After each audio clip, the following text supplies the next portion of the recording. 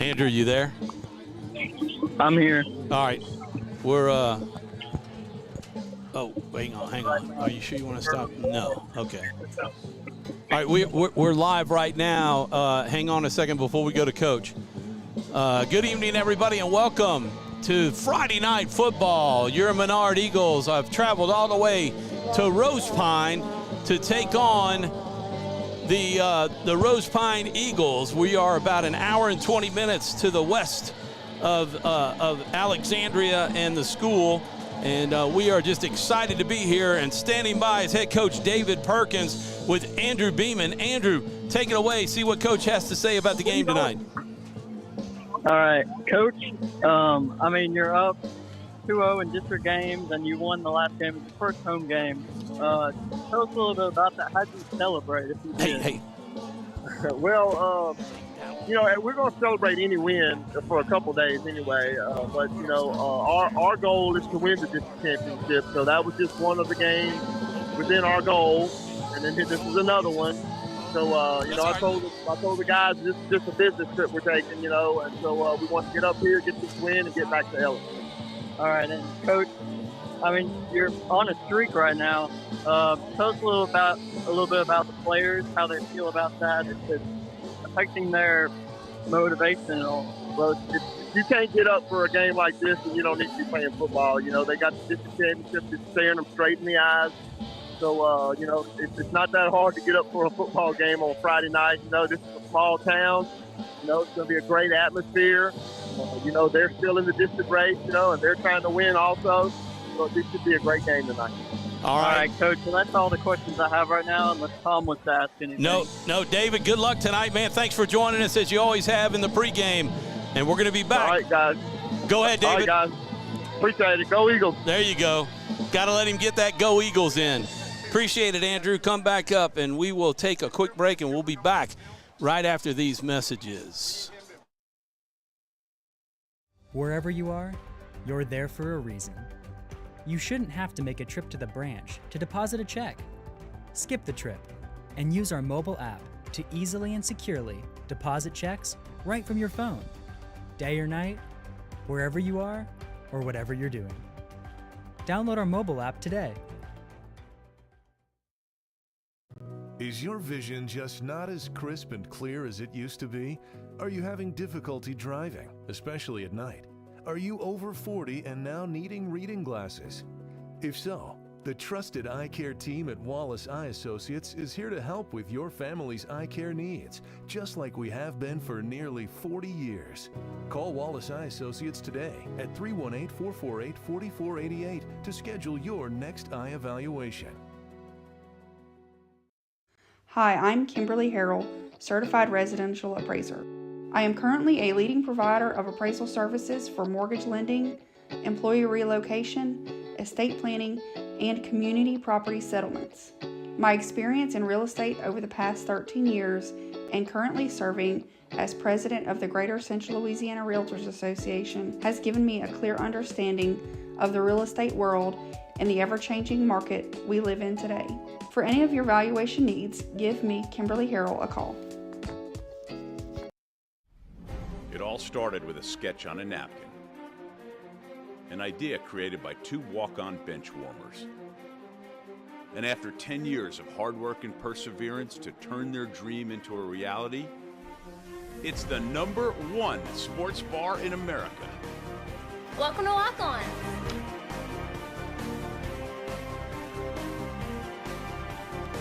Walk-ons, because everyone needs a little playing time.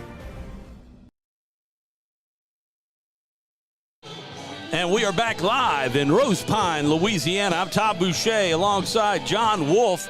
And with us are our two interns. You've already seen Andrew doing the live interview with David Perkins on the other side of the field. We are on the home team side on top of the dugout. And what a fantastic view we have. Also, Jeffrey Owens running camera tonight, as he always has. So thanks to the LSUA interns. And John, we got a great view tonight. And Hurricane Laura was terrible on everybody, but for Rose Pine, it worked out okay in terms of this stadium with a brand new press box. Yeah, I mean, you look around, you got new bleachers, new press box, nice roof over us. Little tight, got a lot of camera gear up here. I guess with the new press box and all the facilities, we're going to break out the cameras. Break out the cameras. We've got cover. You know, if the sun was out like it was at the beginning of the season, we wouldn't get sunburned because we got a little cover over our heads. And we're looking forward to this. You got a shot of the Menard football team as they are probably already heard from Coach David Perkins as they're getting ready. The Rose Pine Eagles are coming out. You can hear them. They got a big old helmet that they come through. And we can kind of try to back it out a little bit and show you that on the camera. And we're getting ready for hopefully a prayer and the national anthem. But John, watching the pregame warm-up, you know, Rose Pine, they are 1-0 in district. They still have this one and 2 more. The Eagles are 2-0 in district. A win tonight really sets them up. They will be co-champs for sure, even if something were to happen bad with Oakdale. Yeah. But win at Oakdale and you're 4-0 and outright champs if they can get by Rose Pine tonight. Yeah, they get by Rose Pine tonight, kind of sitting in the catbird seat for district. Menard's sitting at 2-0. Rose Pine's at 1-0. They've only played Pickering so far this year. And, you know, Menard's sitting at 21 in the power rankings, Division III select. Rose Pine's sitting at 36 right now in non-select. They're 3-4 on the year, but don't let the record fool you. They got some size. Probably not as fast as a lot of the teams we played this year, but they do have some size. And quarterback's not bad throwing the ball. He can throw the ball downfield. You know, we faced better earlier in the year, but it's still going to be a test. And you hope coming off a big Avoyelles game like last week, big district game, and to go out and beat Avoyelles in a tight game that you don't have that hangover or whatever you want to call it from that big game the week prior. Well, not only the hangover, but I know the coaches – you know, the Eagles' defense laid it out. They've been laying it out every game, and they really worked hard in the trenches, blocking Avoyelles and trying to have them recover from that and come back and be at full strength like they were. They're going to need that again if the Rose Pine Eagles – this is a battle of Eagles tonight, folks, I should say. If the Rose Pine Eagles run the same wing T set that they ran, you know, against Logansport, we know that they run other sets, as Coach Scully told us Wednesday night, but they kind of lean heavy on that. And if they do that, it's going to be that same defense, just clogging the middle and trying to keep them from getting to the edges. Yeah, they'll run that T formation a lot. They've run that in a lot of games. They'll go with a single wing back, 2 running backs. But, you know, a couple of game films I watched earlier in the year on them, they'll also spread it out. So they do run a number of formations, but they are a primarily run-heavy team, you know, pass-second type offense. Looks like the captains tonight for the Eagles will be number 12, Gavin Hilton, Asher Davis, number 34, and I believe that's 81, right? Or is that 83 out there? I think it's 83. For the Eagles, 83 is Preston. Let me see. Preston Greer getting a chance to come out. Does that look like 83 to the young guys over there? Huh? It's 63. Gage Oser. Okay. Good job. I got to lean on the young bucks here. Yeah, that's Gage Oser. Typically plays a lot of right tackle. He also plays goalkeeper in soccer, just as FYI. Good news, Cody Lyons, number 2, dressed out. He didn't play last week, so good to see him back. He'll be at cornerback. The captains for the Rose Pine Eagles, for all you folks who are tuning in from Rose Pine, number 21, Austin Thompson, Gabriel Leslie, 23, and Tyler Ginter, number 77. But, man, there's some big dudes out there. They're tight end or left tackle. As you can hear them, they're trying to figure that out. Number 87, I think, is yeah, their left tackle is 78. 78. Jaden Mars, and don't have the stats on him, but he's about 6'3", 6'4" out there, and I'm sure he's pushing, you know, 280, 300. He towered over everybody. 76 is out there. That's Tug Heyman. He's a freshman, but he's a big guy. 77, that Tyler Ginter is a senior offensive lineman. He's a pretty big dude himself. And they got a couple of running backs that we'll see tonight that are pretty stout. But we're gonna maybe take a quick break right here as they do the coin toss. Let's do about a 30-second break, Andrew, and we'll be back with the prayer and the national anthem right after this. Our mobile banking app is changing the way we bank. Things are getting easier, transactions are getting safer, and you have access 24/7. All the functionality of banking you're used to, made easier to use, anywhere, anytime, and more secure than ever. Simple, seamless, safe. Download our mobile app today. And we're back live in Rose Pine, Louisiana. The Rose Pine Eagles hosting your Menard Eagles. We'll take a break for the national anthem and prayer, and we'll be back right after both of those, as you can hear. Please bow your heads. Dear Lord, thank you for gathering us here today. We ask for you to keep everyone safe and in good health. We pray for good sportsmanship and for others to see you in us on and off the field. Please bless the players of both teams and our travels back home. In God's name we pray. Amen. Amen.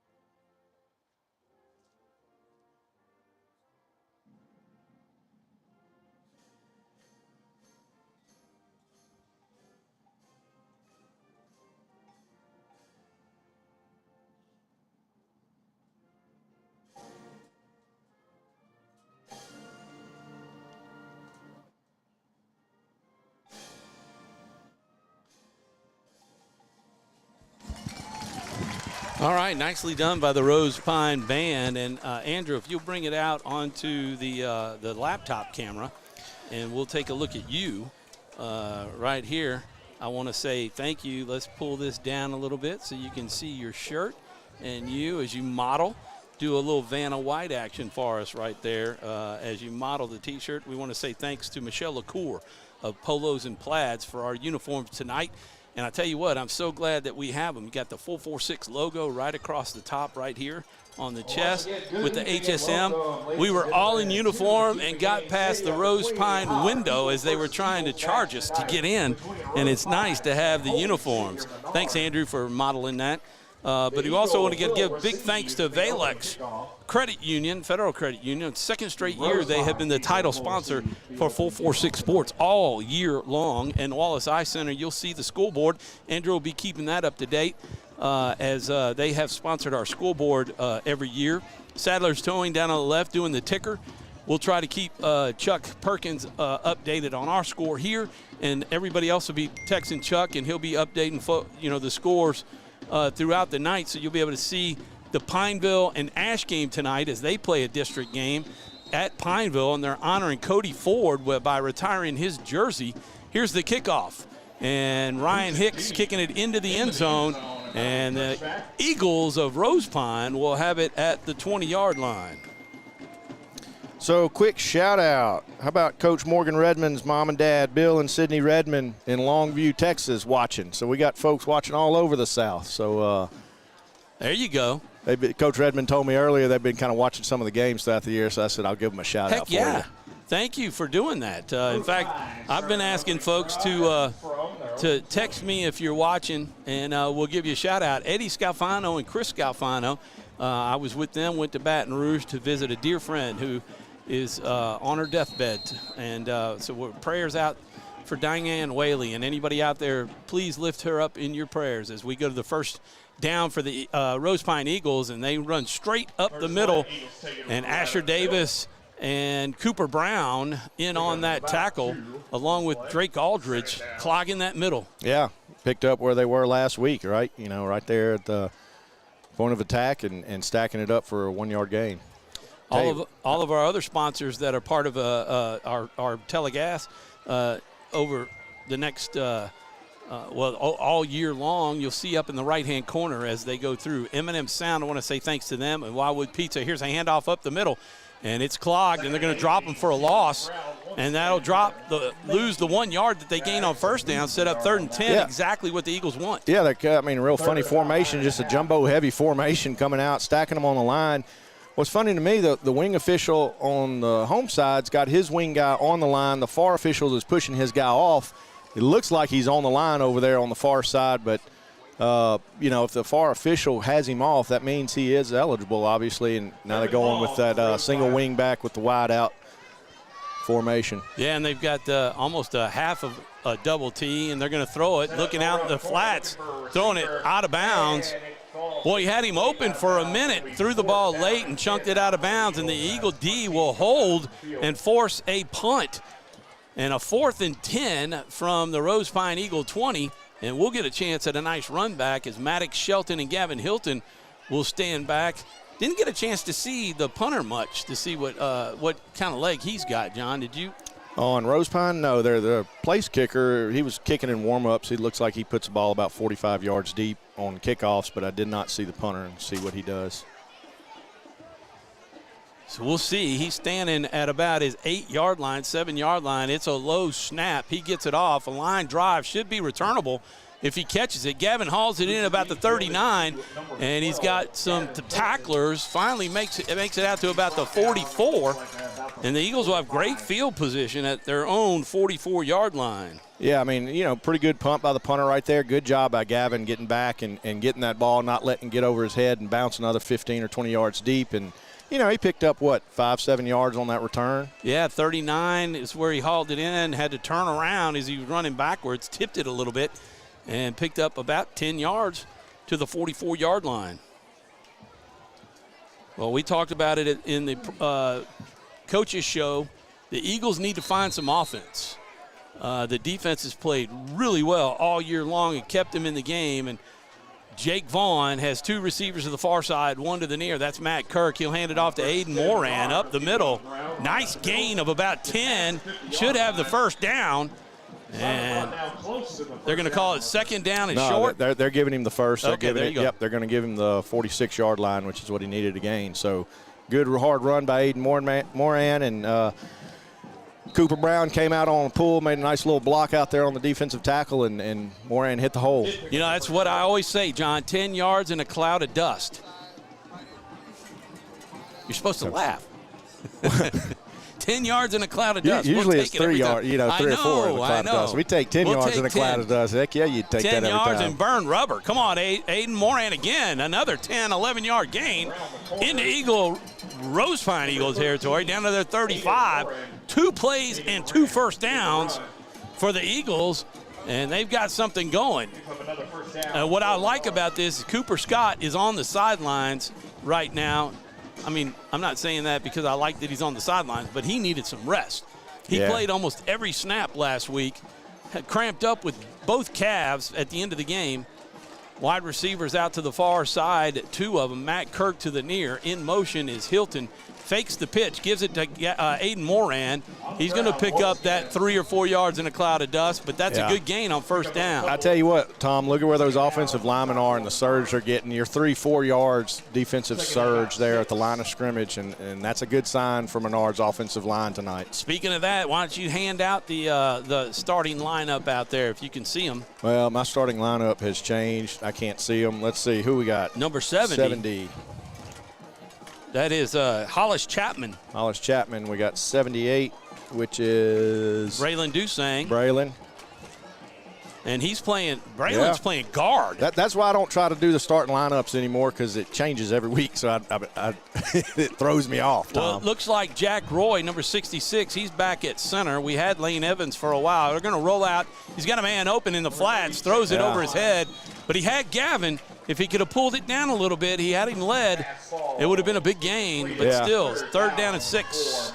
I'd like to go back and look at our formation. I don't know if we got away with one there. We may have had 5 in the backfield on that. I'm not sure. I have to go back and look at it. But bringing up 3rd and, about 7?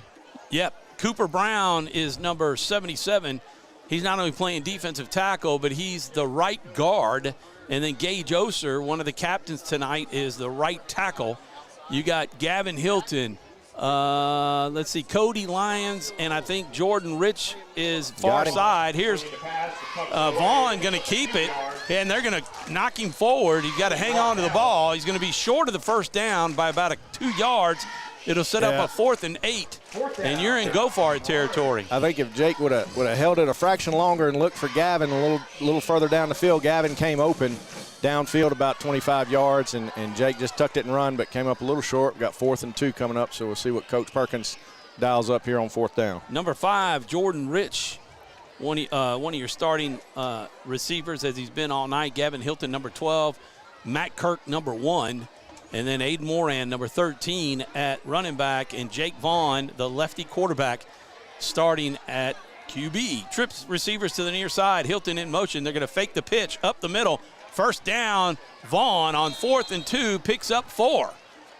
And that's going to be a first down. Eagles, a nice job on 4th down to pick it up. Well, it was a good job by the offensive line following Braylon Dusang, Jack Roy, and really good blocking up front on that.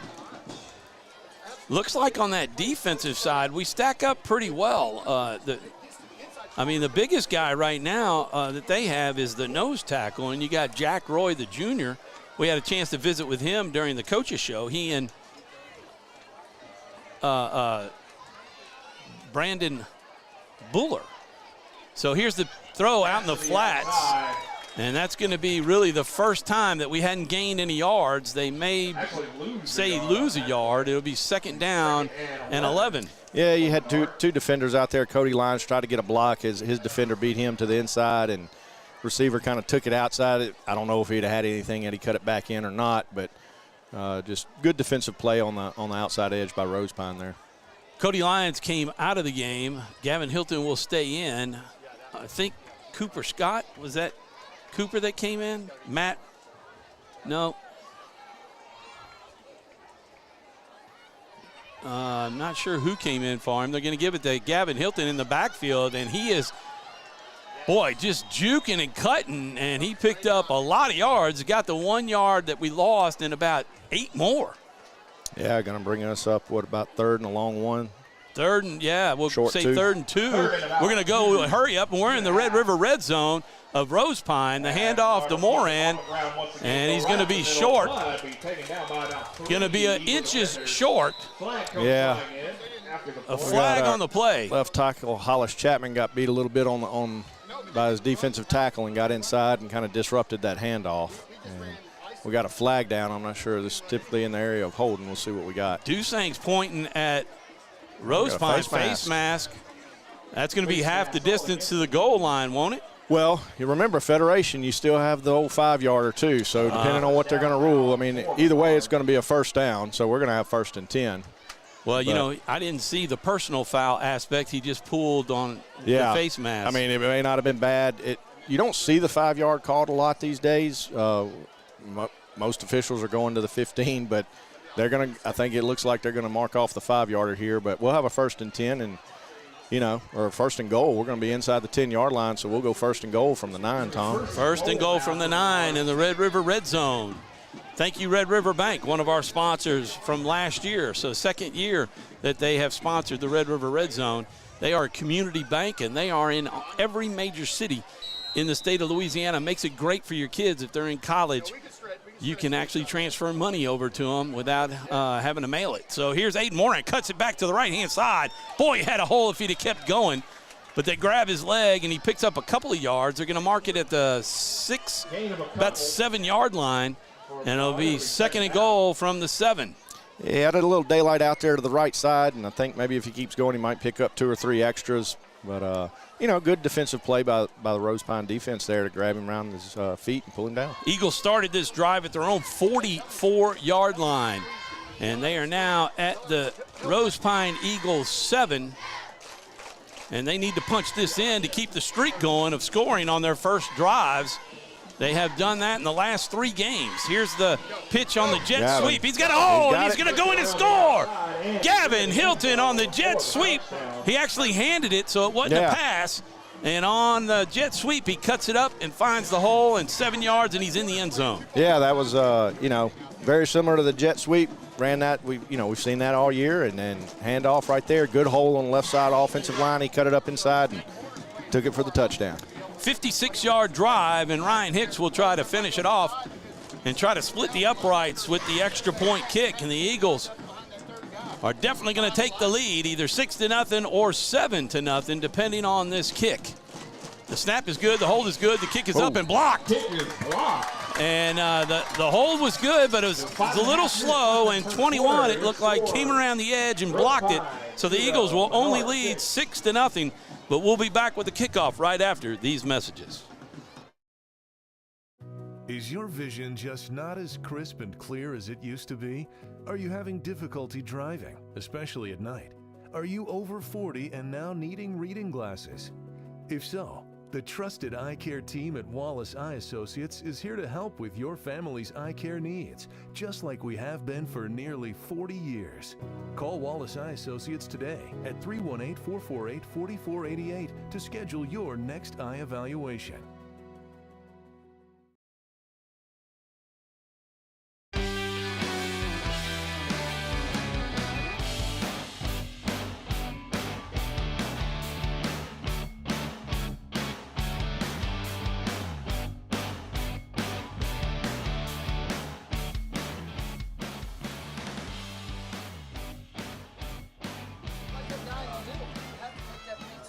And we're back live for the kickoff. Ryan Hicks, a line drive, and it's going to go over the head. They'll let it go into the end zone. And the Rose Pine Eagles will start at their own 20-yard line.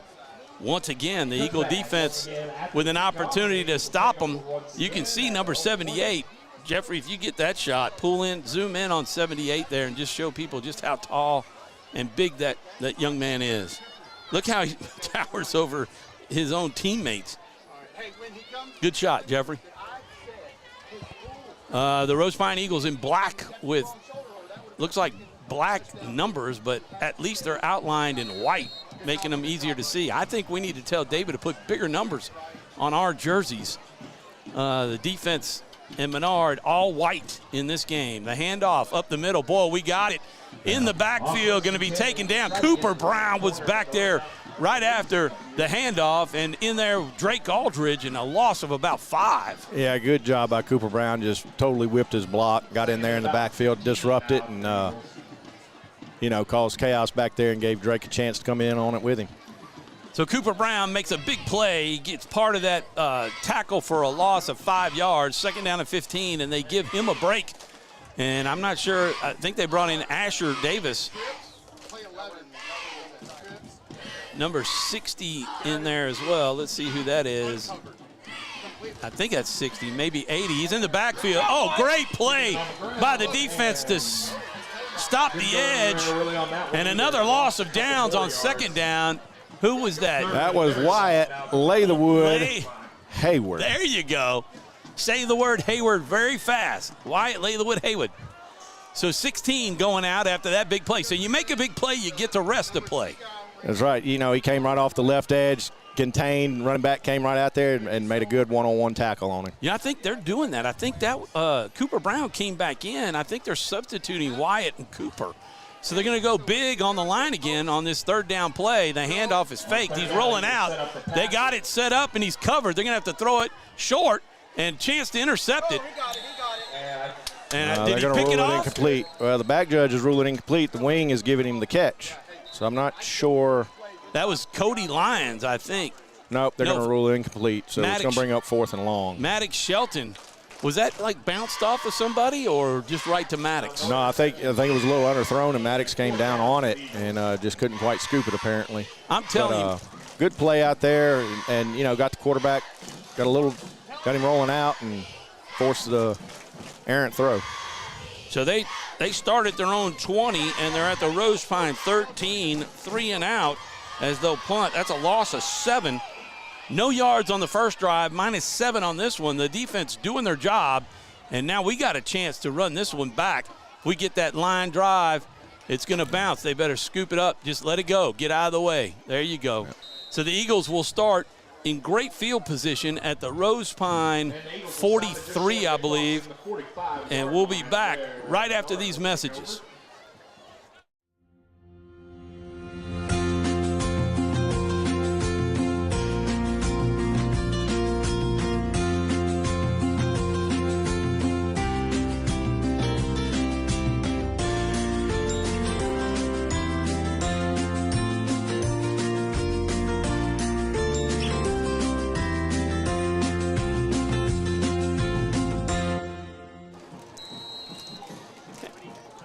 We're back live in Rose Pine, Louisiana. You're watching Full 46 Sports, live streaming. Tom Boucher, John Wolf, the pass long. He's got him open. There it That's is. going to be a touchdown. Hey. Gavin Hilton. Jake Vaughn with a dart.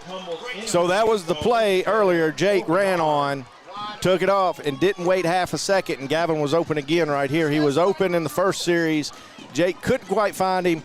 Jake found him this time and hits the 43-yard touchdown pass. Perfect play. Southern Air, cool play of the game, and we'll be naming at the end of the game. And I think we have a candidate, John. Got a candidate. We could have one of the tackles for a loss back there, too, Cooper Brown, the big man. So we'll have to wait and see. Eagles take a 12-0 lead, and even the train knew it. He's blowing the horn for that touchdown coming through Rose Pine. Ryan Hicks with the kick. That one's up, and it is good. And 7 more points here in the first. We got 3:41 to play in the first quarter, and the Eagles lead it. The Menard Eagles, that is, 13-0 over the Rose Pine Eagles. Back in a moment. It all started with a sketch on a napkin. An idea created by 2 walk-on bench warmers. And after 10 years of hard work and perseverance to turn their dream into a reality, it's the #1 sports bar in America. Welcome to Walk On.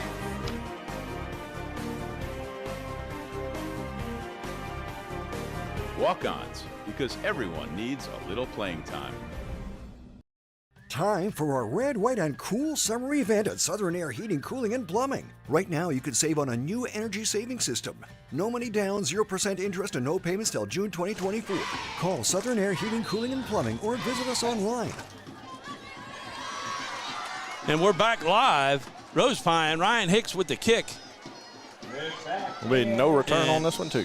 That's the 3rd kickoff and the 3rd no return. Nice job by Ryan. And David taking the smart move there, knowing that Rose Pine is yet to be able to really move the ball against us. Don't try to go for 2. It's so early in the game. Just take the points where you can get them and work on making sure you seal that right side. Yeah, they are getting pretty good pressure off the right edge on the extra point unit. So far, the kickoff in Rose Pine starting at the 20 has been very good. Here's that wing T set. They ran against Logansport, and the Eagles are ready for this one as they'll clog up the middle. They may try to go to the right side, and they get some positive yardage for the first time. We were overloaded on the left, John, and they went right. Pick up a couple yards. Well, just, standard run and block. I mean, nothing fancy about that. I mean, you can have a little misdirection out of there, so your linebackers are trying to pick up who they got to go and what gap they got to fill. And, 3-yard gain, that's okay. 2nd down and 7 for the Rose Pine Eagles from their 23-yard line. Back in that wing T. They like to give it to the young man in the middle. This time they give it to the back on the far left. The Eagles will take him down shy of the first down. It'll be about 3rd and 2. No, we'll make it 3rd and 3, I think. Yeah, came back to that same side. 3rd down and about 4 now coming up Rose Pine. So it may be about 4. No, it's 3rd and 3. They're standing at the 27-yard line. He's got to get to the 30 for a first. They started on 20 with the touchback. So the Eagles defense with a chance here to stop the Rose Pine Eagles again on 3 downs and have them punt right up the middle. Oh, he breaks it, gets the first down, and a little bit more. That's about 6 tackles that he broke. They had him wrapped up behind the line, and he broke through. First down for the Rose Pine Eagles as they're out to the 36-yard line. So, again, this formation kind of brings up what we had last week with the Bulls. You can get a lot of misdirection and trying to find that ball in there, and I'm not sure what's going on. But anyway, linebackers are trying to find that ball and some misdirection. We got a penalty on Menard. I'm not sure what he signaled. Against Menard. So it will be a first down. Did you see the signal on that penalty, what it was? I wasn't watching. No, I didn't. I was trying to do an update so we can update that ticker down there. Yeah, I think they got him for a 5-yard face mask.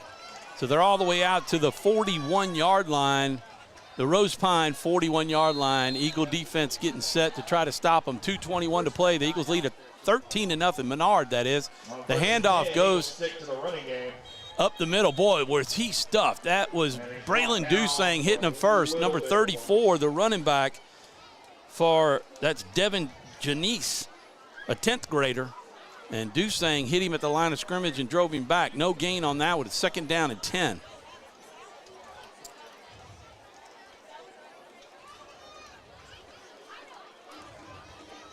So the Eagles jumping out to a big lead here in the first quarter. Hadn't really done that maybe once this year. Yeah. But probably not against the same caliber of team. Here's a toss, rushing him out to the outside. Boy, that was great by Braylon Dusang and the rest of the Drake, D. Cody, yeah, the whole crew, they stretched it out, got it to the sideline, just stretched it out, and they're going to lose, about 3-4 yards on this play. Yeah, they used the sideline as well, ran him there, and a tackle for a loss about almost 5 yards, all the way out to the 36-yard line. 5-yard loss sets up 3rd and 15, and this is exactly what the Menard Eagles want and the fans. Nice crowd by the Menard Eagles coming out tonight. Got a good group of fans in all 3 small sections of seats that they have over on the other side making the drive out. Thanks to everybody who's tuning in tonight. This is where we got to watch the tight ends, Tom, right here. On YouTube or Facebook. And he's going to roll out, being chased by Cooper Scott. The throw is over the head, and it's going to be 4th down. Cooper breaking it through and doing what he did last week toward the end of the game and putting that pressure. Get the pressure on them, get the errant throw. They brought both their tight ends out and crossed them over to the left side and got the pressure on him, forced a bad throw. We had pretty good coverage on it, and bring up a 4th and long and get a punt out of this. 16 yards of offense on that drive, 4th and 15. 46 seconds left in the first quarter. The Eagles lead at 13-0, and they will get their 3rd possession and should have, if they can scoot up and catch the ball. I think they're playing way too far back. Well, remember the first punt, though, Tom. First punt, Gavin had to back up. He had to back up 6-7 yards and caught it at the top. So, keep it in front of you, and if you have to, let it bounce or end over end backwards. Catch, but it's all right. At least we didn't get a big bounce on that. He probably gave up about 5 yards letting that go. Rolling out to the 26-yard line.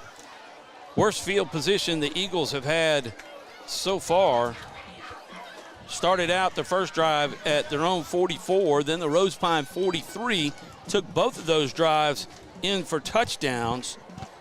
Eagles with 99 yards of offense right now, and it only took one play on the last drive with a 43-yard pass to Gavin Hilton. Yeah, I tell you, this is the best 2 opening series I think Menard's had probably till since Sacred Heart in Ville Platte. And John, you think about it, we got 2 receivers to the far side, 1 to the near, and Rose Pine's got to play back. They can't. Here's Aiden Moran taking to the outside, going to pick up some big yardage. Look at the pancake block by number 70.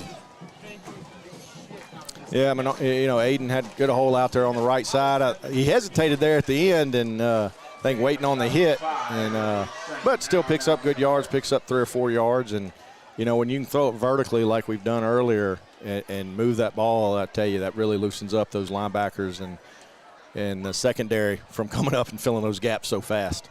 Hollis, Pancake Chapman. And that's going to bring us to the end. I like it. Pancake, huh? Yeah, 13-0. The Eagles lead it after 1, and I'm talking about the Menard Eagles. They lead the Rose Pine Eagles 13-zip. And we'll be back with the second quarter right after this. You're watching Menard Eagle football live on 446 Sports. BK Distributors is proud to support high school athletics on 446 Sports. BK is the one-stop shop for trophies, banners, awards, letter jackets, and just about anything award-related. And now, welcome BK Apparel and BK Promotions to the family for all your spirit apparel needs and anything you need to brand your business. When you think of anything you need with your name on it, think BK. Check them out on Facebook or at bkdistrib.com. BK Distributors, apparel and promotions in Pineville. Our mobile banking app is changing the way we bank. Things are getting easier, transactions are getting safer, and you have access 24/7. All the functionality of banking you're used to, made easier to use, anywhere, anytime, and more secure than ever. Simple, seamless, safe. Download our mobile app today. And we're back live for the second quarter. Your Menard Eagles lead at 13-0. Thanks so much for joining us tonight. Couple of updates. We've got Ash over Pineville 15-0.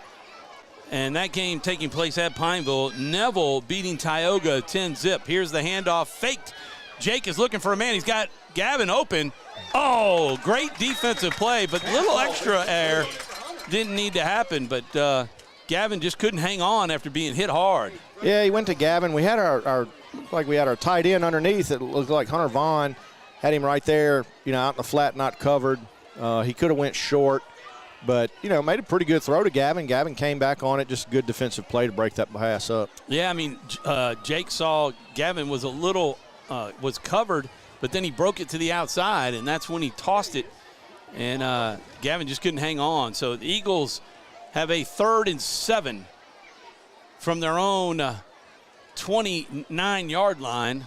They got to get to the 37, and Jake's looking over the middle. Now he's got a chance to run. He got, trying to break it, taken down at the 30, almost 31. Man, if he breaks that tackle, he had a lot of green. Yeah, he was moving, and another just good play by Rose Pine to wrap him up right there and force a Menard punt. I was watching. I had this pole in front of me. I wasn't sure, but I didn't see him pressured. It seemed like he just took off. I don't know if that was designed or just didn't wait long enough. Yeah, it may very well have been designed and didn't quite catch up the linebacker on it. Got a score from Scott Mills in the Buckeye game. Caldwell leads at 14-7 over the Panthers. Ryan Hicks with a high punt hanging in the air, and it's going to bounce and get a nice Menard Eagle roll and go down inside the 20, down to the 19-yard line, and Rose Pine will have it at their own 19. That's a 50-plus yard punt. We kicked that from our 30?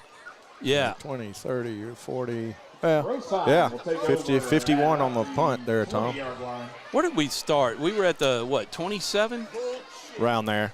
Yep, 26, 27, Menard maybe 20. 25. I mean, we had about 4th and 6 to go from about the 30. Yeah, so we got 4th, let's see, 4 yard, made it out to the 31 or so.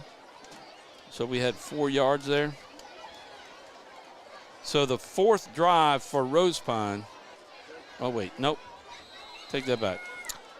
So Rose Pine kind of runs that up the middle. Outside linebacker Sam Bricata fills the gap good, put his shoulder into him, made a good tackle inside there and held him to a 1-yard gain on that first down play just now.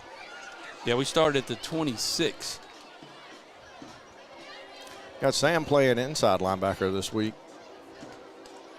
3 yards. All right. Cooper Scott in the middle. T-Sam right there with him. There's a handoff, and he's trying the right side of the line, and they're going to pile him up. Cooper Scott coming in to help out. 22, that's Buller, number 22. Yeah, they just kind of flood that left side and hit the gap we had, between our defensive tackle and end, and caved it down and were able to pick up about 6 or 7 yards. I got 22 as Jack Pickens, but that's not right, is it? It was Jack Simpson. Our 22 is Jack Simpson. Jack Simpson, all right. I think we got a false start on Rose Pine, so we'll back them up 5 yards, and that'll bring up about 3rd and 7, 3rd and 8. 31 is Branson Buller. Maddox Shelton playing cornerback. Gavin Hilton safety. Cody Lyons, number 2 at the other corner. The defense having one whale of a game. They've only given up so far 9 yards of offense. And it's 3rd down and 7 for the Rose Pine Eagles from their own 22-yard line. in motion is number 7. They were trying to get him to jump, and now they're going to take the first time out. We'll take one, too. We'll take a quick break. You're watching Menard Eagle football live on 446 Sports. For a lifetime of the best possible vision, look to Wallace Eye Associates, where our tradition of eye care excellence in Cenla spans nearly 40 years. From your next family eye exam to cataract and glaucoma evaluations, trust your vision to the experienced eye professionals at Wallace Eye Associates. Call Wallace Eye Associates today at 318-448-4488 to schedule your next eye evaluation.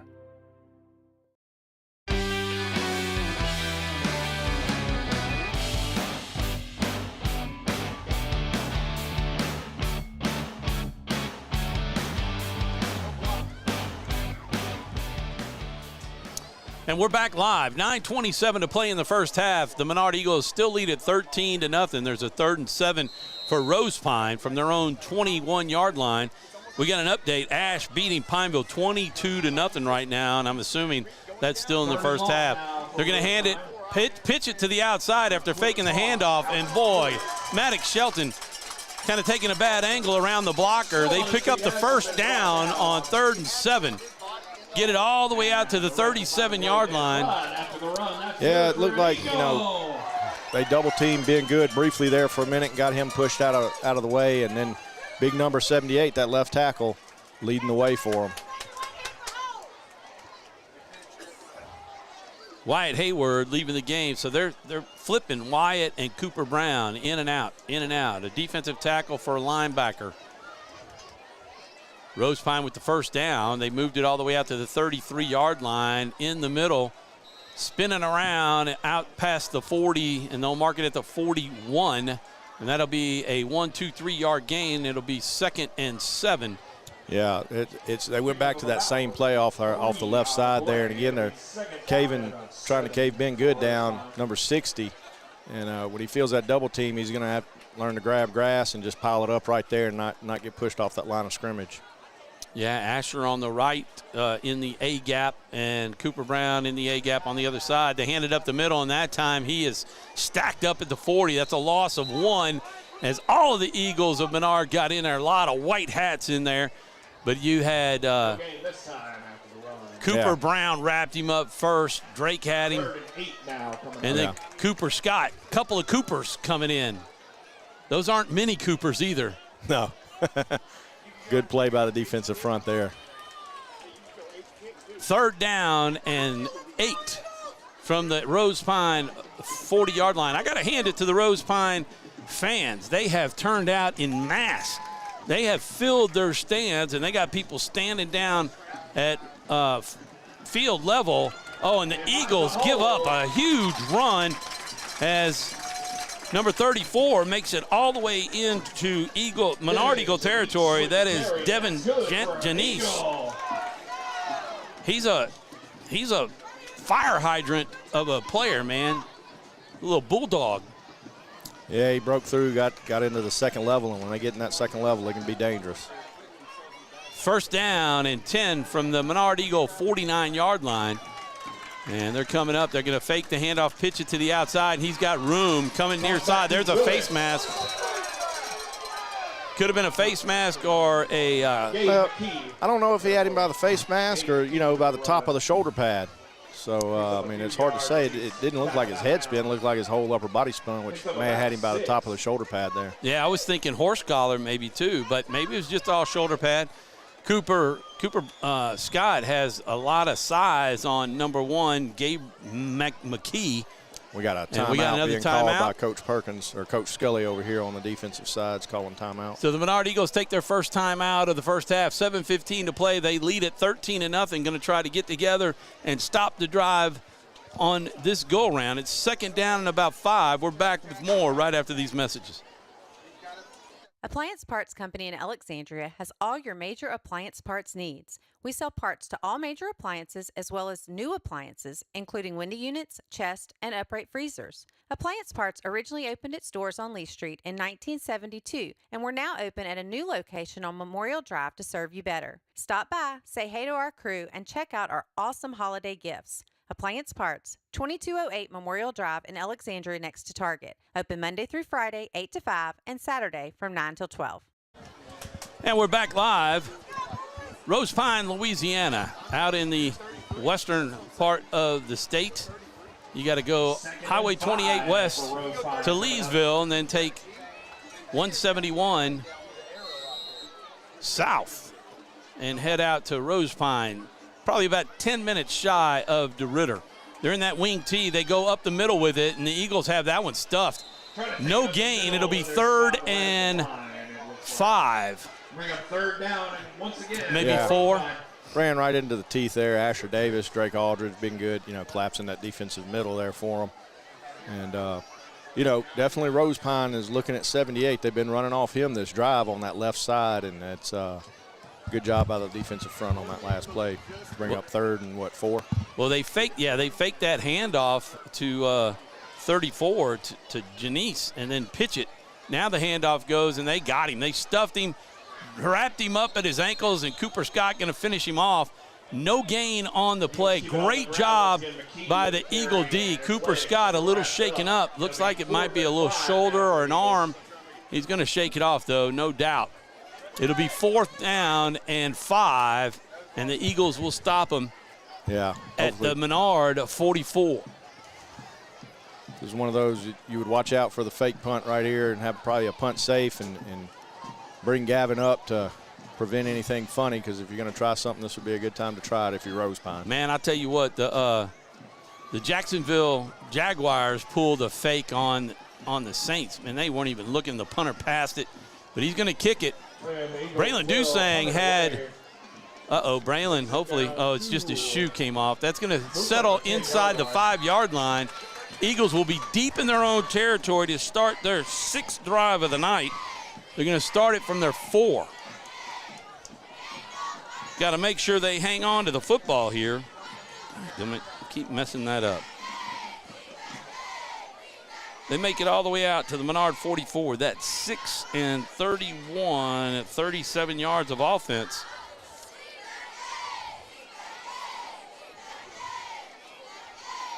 Eagles had 102 yards of offense in the first quarter to 9. 37 yards so far for Rose Pine, and the Eagles will get their first drive here in the second quarter. 5:54 to go in the first half. And the Menard leads at 13-0, but they are deep at their own 4-yard line. That's Cooper Scott. Cooper Scott, yep. They're going to fake it and foul. Jake Vaughn's going to keep it to the outside. He's got some blockers. Just go on and fall. There's a flag. So I don't know, what he's throwing on. We didn't have a hold here.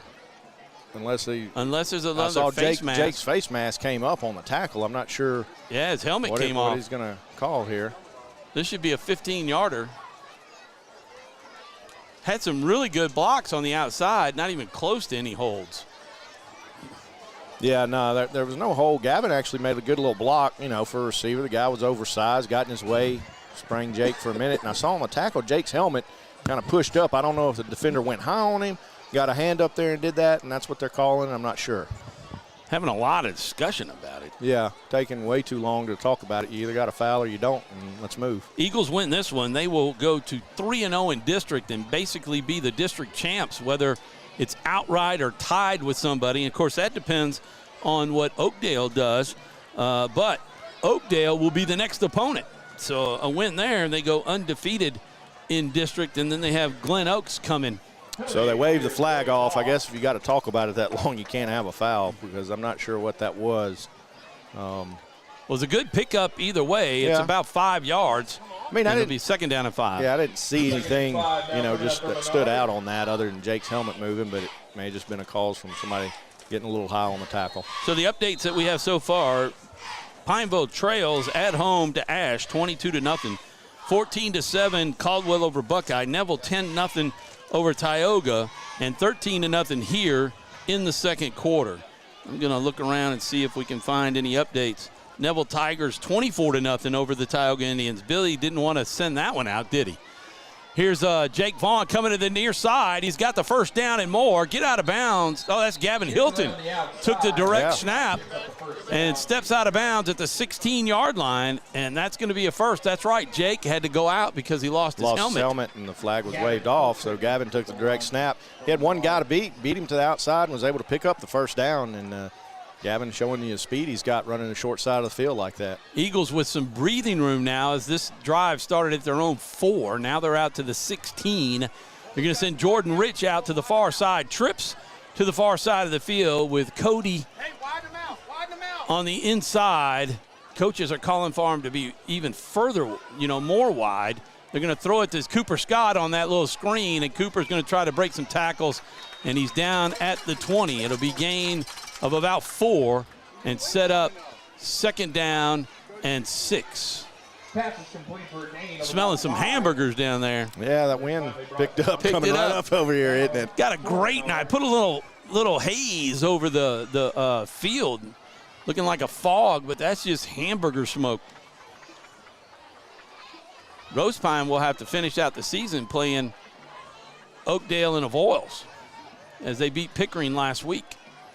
So here's the handoff. Aiden going to the outside. No, it's Cooper. Cooper's got the first down out to the 30 and out of bounds. They'll keep the clock running. It's going to be out to the 30-yard line. Eagles with a nice drive here. Boy, if they could drive and run the clock out and go in with 20-0. Oh, absolutely. And they get the ball to start the second half. Rose Pine won the toss and elected to receive. The Menard defense said, all right, we'll just hold you to a 3 and out. And they did with no gain at all on their on their drive. And then the Eagles took it down 56 yards for the touchdown, missed the extra point. It was 6-0. 2 receivers to the far side, 2 to the near. The handoff coming near side. That's Aiden Moran trying to break it. Picks up a yard or 2. And it'll be second down and 8. Yeah, just good pursuit by number 24 on Rose Pine there. Linebacker took off outside, inside linebacker, and got outside with Aiden and made a good tackle on it. Landon Lawrence, a senior, also plays quarterback, but he made the tackle. He did. He wrapped up and didn't let go. 3:40 and counting here in the second half. Logansport Tigers over LaSalle, 18-6, 24-6. The Tioga Indians are on the board. Wampus Cats 30, LaGrange zip. I'm sure that's a score folks around here would want to know, as Leesville's just right down the road. General Trask 7, Vidalia nothing. We'll get some more updates. In motion, that is Cody Lyons. Jake's looking nowhere. He's got to throw it out. What are you doing? Yeah. Had Jordan Rich running underneath. He had his man beat inside. I'm not sure what our flag is going to be, if we're going to have a hold out here on the right side of the line or what. You got Matt Kirk out there in the middle, just not looking for him. He's seems right now, last week I thought he was starting to learn and being able to go through his reads. But tonight he seems to be fixed on 1 or 2 guys, kind of leaving the middle of the field unchallenged. So that'll, replay second down here. It's just going to bring up about 2nd and 18 roughly. Buckeye Panthers trail Caldwell 21-7. 24-7 Neville Tigers over Tioga. That's a tough game, man.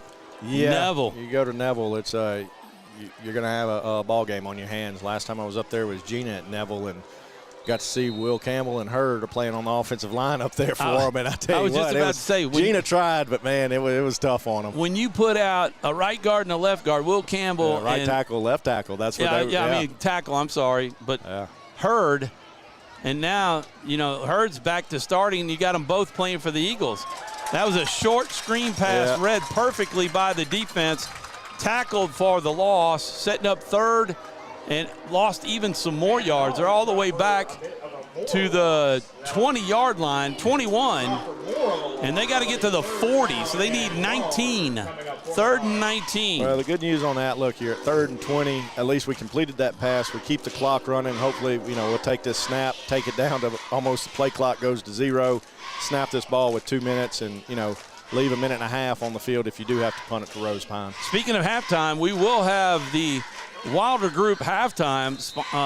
We got a timeout by Rose Pine. They're going to try to conserve some of that time you were talking about. Well, they saw it. I mean, you wait till the play clock goes down. You can snap it at 2 and get it to 1.5. We'll take a quick 30-second break. The Eagles lead Rose Pine 13-0 with 2:15 to play. More right after these messages.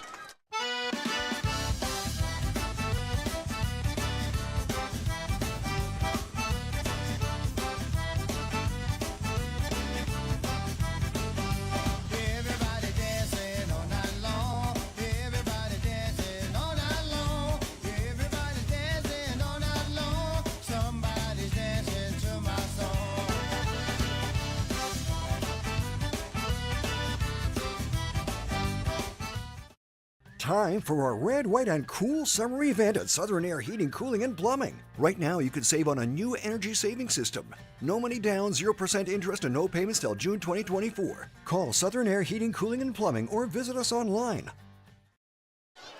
And we're back live. 2:15 to play in the half. The Eagles with 3rd and 19 go trips to the near side. Cody Lyons, Gavin Hilton in the middle, and Matt Kirk. And then they got... they're going to throw it out to Gavin and try to use his speed as he cuts it up the middle, picking up big yardage. Tackled at the 36. It's going to set up 4th and 4. The Eagles want to go for it. Braylon Dusang trying to tempt Coach Perkins to go for it. But instead, when you got Ryan Hicks to punt it and really flip the field with 1:52 to go, you're not going to do that. Yeah, I mean, really good play, high percentage pass there. We keep that clock running. Gavin did do a good job with the ball. Just came up a little short, had a lot to go. And we'll take this clock down and let Ryan unleash one and put it deep, and they'll have the ball with under a minute and a half to go. Back to receive is number 21. That Austin Thompson, the senior. I can't tell, Tom. The snap, that's from Matt Hicks to his brother. Nice punt high. Goes out of bounds. Punt goes out of bounds at the almost right where it landed, but about a yard up at the 33-yard line. So Rose Pine 33, where they'll take over for their 6th drive of the game. And I think, Rose Pine, only has one timeout left this half. I believe they've called 2. Yep. So, minute and 13 seconds to go, and you got to get 67 yards. Well, we're going to play. Well, I thought we were going to play a little 2 safety set, but we might. Maddox Shelton over on the near side of the field right there. This is one, Gavin Hilton back. Rose Pine may still run this off left side here trying to break it, because if they do to get that running back into that second level, they can be on the loose.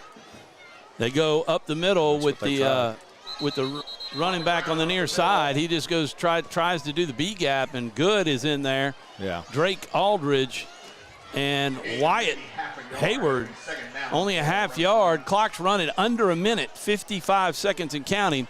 Stay with us at halftime. Rose Pine will perform their band. We'll show it, and then we'll turn it over to the interns. They have their soccer interview that they will preview the soccer team coming up, and they'll give you some stats and updates and scores throughout the state. So we turn it over to them at halftime, but we will show all the halftime activities with Rose Pine, and maybe if they have dance line. Won't see our dance line. We got inside scoop from a dad whose daughter dances that they were in their sweats, not their, what'd you call it? Their glitter dress. Their glitter dress. That's what I call it. I don't know what the official name of it is. That is the official name. Glitter dress. Sounds Under 10 official. seconds, that's going to be it, as the Rose Pine Eagles will walk off. We will go to halftime with your Menard Eagles leading 13-0, and they will get the ball as we start the second half. Enjoy your halftime experience, brought to you by the Wilder Group, Rusty Wilder Broker, and Tom Boucher. Hey, that's me. That guy. As a realtor. We'll be back right after these messages with the halftime special. You're watching live football streaming on 446 Sports. Buying car insurance for the first time can be overwhelming. Do you have enough coverage? Are you paying too much? Will someone be there for you when the unexpected happens? I'm Jason Hawk with Farm Bureau Insurance. You may think it's easier online, but why wait? We're here to help you make sure you're covered. When it comes to car insurance, we have the answers, and we may have rates that save you money. So talk to Hawk at 318-791-HAWK or online at talktohawk.com and let us help you protect your biggest investments.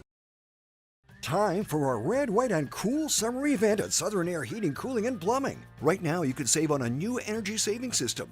No money down, 0% interest, and no payments till June 2024. Call Southern Air Heating, Cooling, and Plumbing or visit us online. Wherever you are, you're there for a reason. You shouldn't have to make a trip to the branch to deposit a check. Skip the trip and use our mobile app to easily and securely deposit checks right from your phone. Day or night, wherever you are, or whatever you're doing. Download our mobile app today. Is your vision just not as crisp and clear as it used to be? Are you having difficulty driving, especially at night? Are you over 40 and now needing reading glasses? If so, the trusted eye care team at Wallace Eye Associates is here to help with your family's eye care needs, just like we have been for nearly 40 years. Call Wallace Eye Associates today at 318-448-4488 to schedule your next eye evaluation.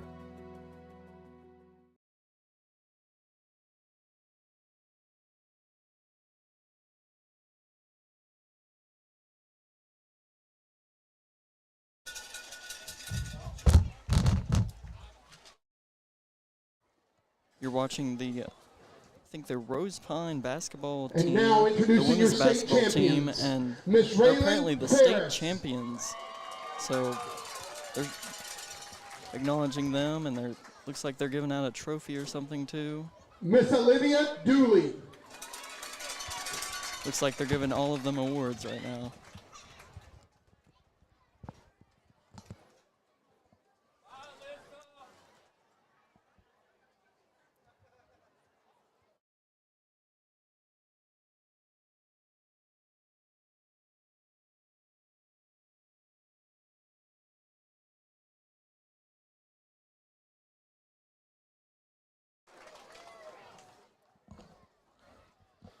Miss Marley Jones. This is your Wilder Group halftime, and of course, I'm Andrew Beeman, and I'm with Jeffrey Owens, and they're still Miss Sailor doing Johnson. things on the field right now, but you should be able to hear us really well. But who did we interview this last Haley Wednesday, and Tucker. we're going to show today, Jeffrey? Well, we interviewed the soccer team, and I think it was a good interview and it was a good time, so I hope y'all enjoyed the video. Miss Allie Johnson. Let me see. I have their names right here. Just want to say them before we go to the little video. Miss Kylie There's Swallow. Jad and Marley from the women's and men's soccer team, and Jad is a senior. I'm not sure what Marley's classified Miss as, but we'll Amaya show this Shine. video to you right now. Hope you enjoy it.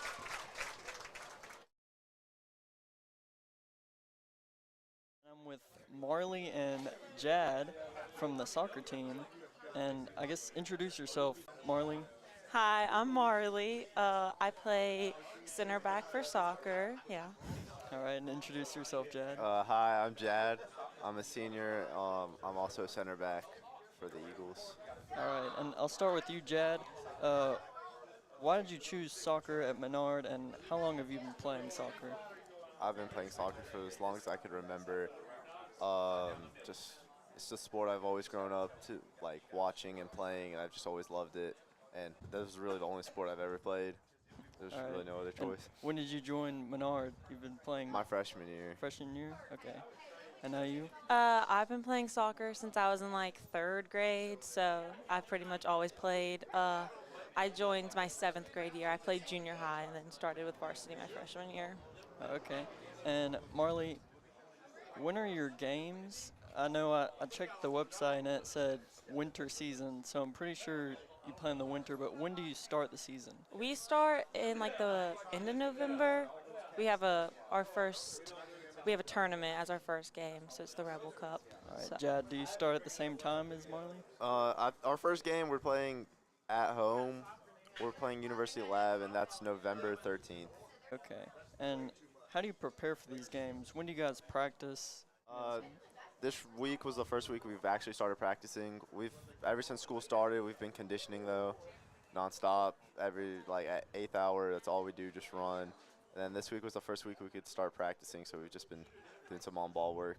All right, and Marley, the season's coming up. I mean, what are you looking to accomplish this season? I guess just good sportsmanship with everybody and just having a good time, but taking it seriously at the same time.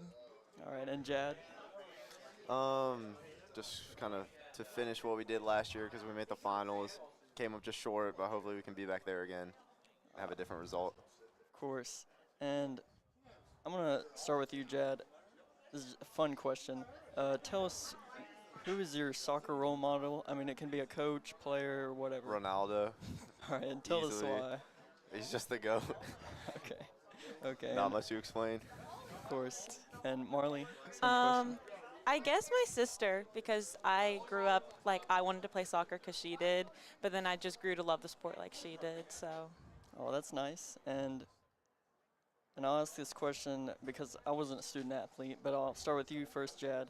How does it feel playing in front of other students and, of course, representing Holy Savior Menard? It's fun, just playing in front of your friends and just hearing them cheering your name. It can also be nerve-wracking though too. It's if the game's close, everyone's just eyes on you, and if you mess up, everyone just blames you.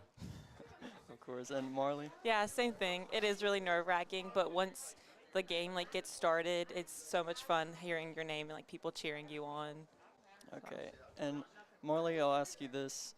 What would you say to those upcoming freshmen and junior high kids that are on the fence about soccer? They really like soccer, but they're just on the fence about it. I guess just join because I wouldn't want them to regret it if they didn't. And it's so much fun. And we all just have this connection and bond on the team. So I just want them to join. All right, Jad. Like Marley said, just join. It's honestly really fun. And you really don't have nothing to lose if you join. Okay. And Jad, you're a senior? Yeah. So are you going to continue soccer? Do you think about it? No. No? Yeah, I know that. Okay. Are you planning on going to college? Yeah. Right now, it's really LSU or just some college in Texas, and then I want to major in biology and be on a pre-med track. All right, that sounds busy.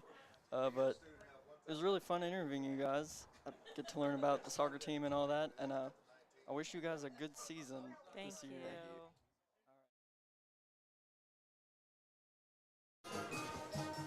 All right, we are back, and as you can see, the band is performing right now, but we hope you enjoyed that soccer video. I mean, what do we have next, Jeffrey?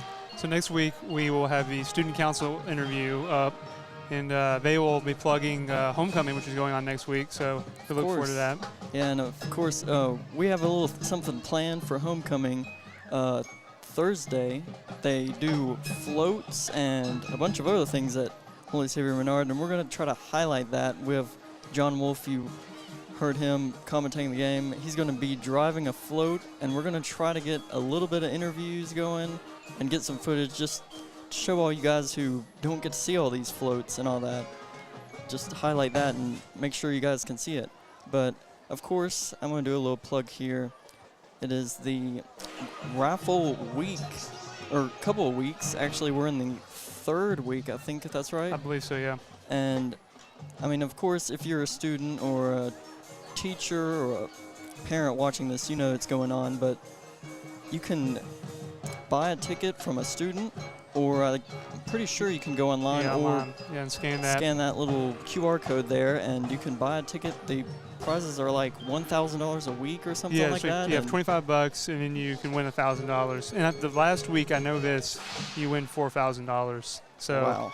Hey, like $25 turned into $1,000. That's a big win, honestly. So, of course, that is a big win, $4,000. But Jeffrey, well, we'll cut to the scoreboard right now. We're at Menard 13-0 over Rose Pine, both Eagles teams. But of course, Jeffrey, you have some scoreboards. Oh yeah, I have a lot of scores. Teams. So the Red River Bulldogs are beating the Winfield Tigers 12-6. The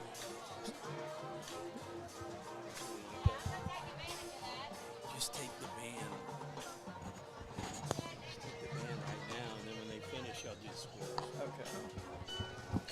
We're going to pause for a second so y'all can watch the band. We'll be back in a little bit.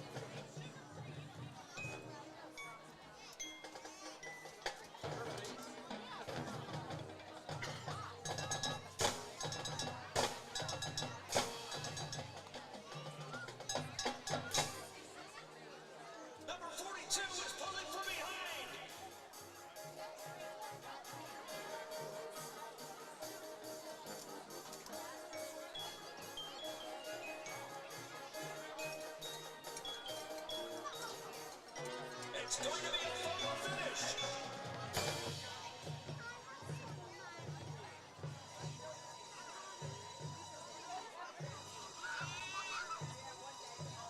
We have a winner.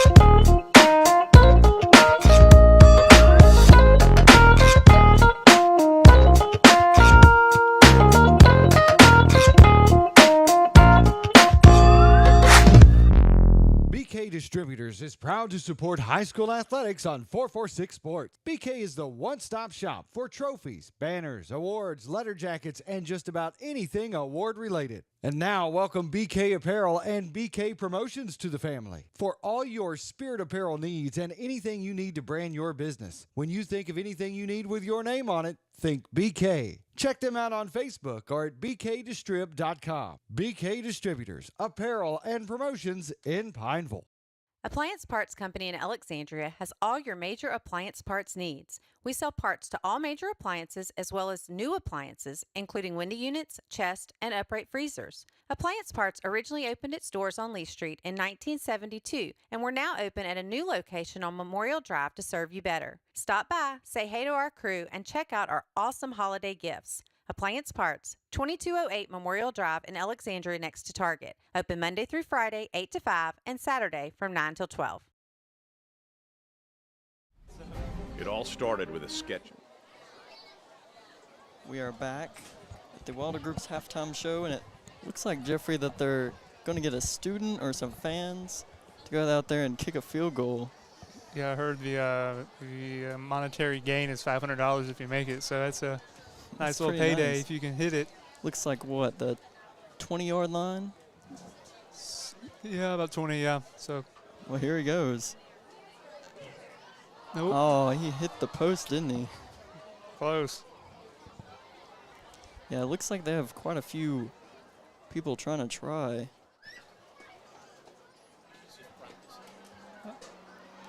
But,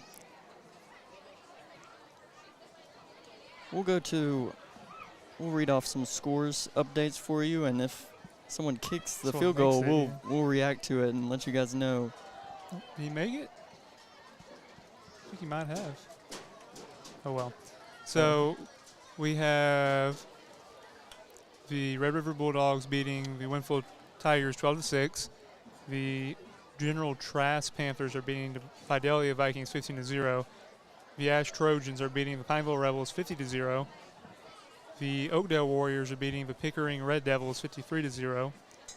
The Logansport Tigers are beating the LaSalle Tigers 42-6. The Leesville Wampus Cats are beating the LaGrange Gators 30-6. The Neville Tigers are beating Tioga 30-7. The Delhi Charter Gators are beating the Black Bears 22-14. The Caldwell Parish Spartans are beating the Buckeye Panthers 21-14. Bunkie is beating Gina's beating Bunkie 18-6. St. Mary's Catholic Tigers are beating the Montgomery Tigers 28-0. And the Mangum Dragons are beating the Faraday Trojans 30-6. And let me see.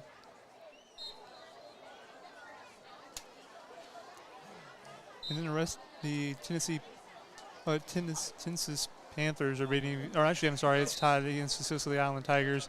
The Grant Cougars and the Peabody War Horses are tied right now. It's all in the first quarter still, along with the Northwood Lena Gators and the Rayville Hornets. They're tied. And your Holy Savior Menard Eagles are beating the Rose Pine Eagles 13-0. So I believe that's all the scores I have. I didn't expect to see a few zeros going on right now. They probably hadn't updated those. Maybe not. I guess that's the only guess I have because it's pretty late in the evening. How's the kicking going out there?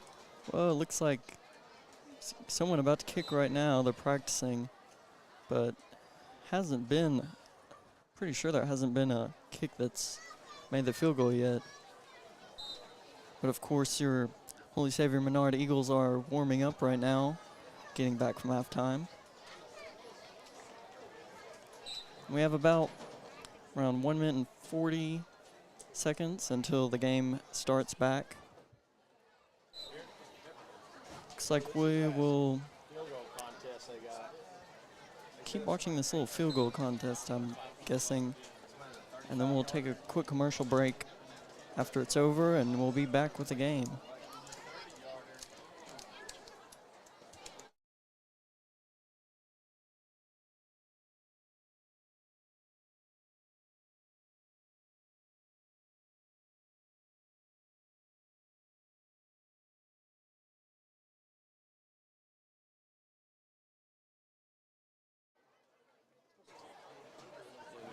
We'll go to a quick commercial break, and we'll be back with the Holy Savior Menard Eagle game versus the Rose Pine Eagles game. You're watching on 446 Sports.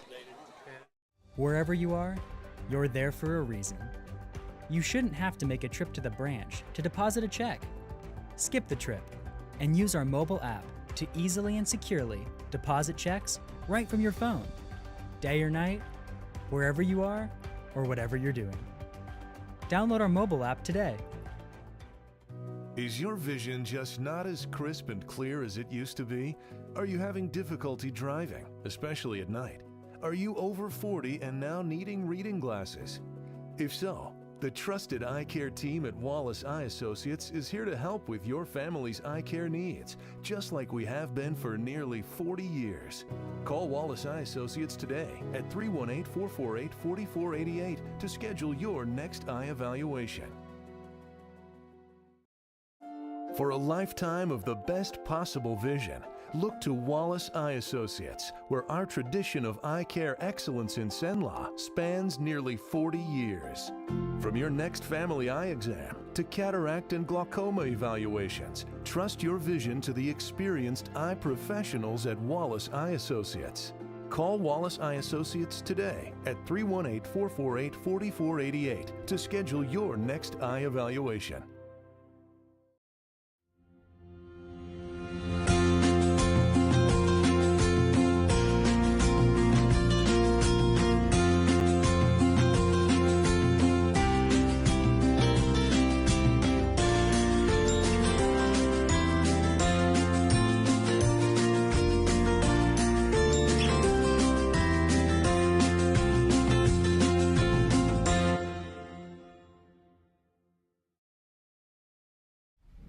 It all started with a sketch on a napkin.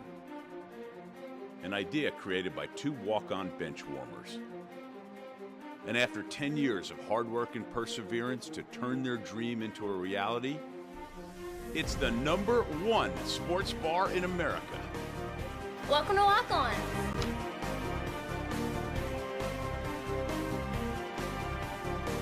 Walk-ons, because everyone needs a little playing time. Hi, I'm Kimberly Harrell, Certified Residential Appraiser. I am currently a leading provider of appraisal services for mortgage lending, employee relocation, estate planning, and community property settlements. My experience in real estate over the past 13 years and currently serving as president of the Greater Central Louisiana Realtors Association has given me a clear understanding of the real estate world and the ever-changing market we live in today. For any of your valuation needs, give me, Kimberly Harrell, a call. Appliance Parts Company in Alexandria has all your major appliance parts needs. We sell parts to all major appliances as well as new appliances, including window units, chest, and upright freezers. Appliance Parts originally opened its doors on Lee Street in 1972, and we're now open at a new location on Memorial Drive to serve you better. Stop by, say hey to our crew, and check out our awesome holiday gifts. Appliance Parts, 2208 Memorial Drive in Alexandria next to Target. Open Monday through Friday, 8 to 5, and Saturday from 9 till 12.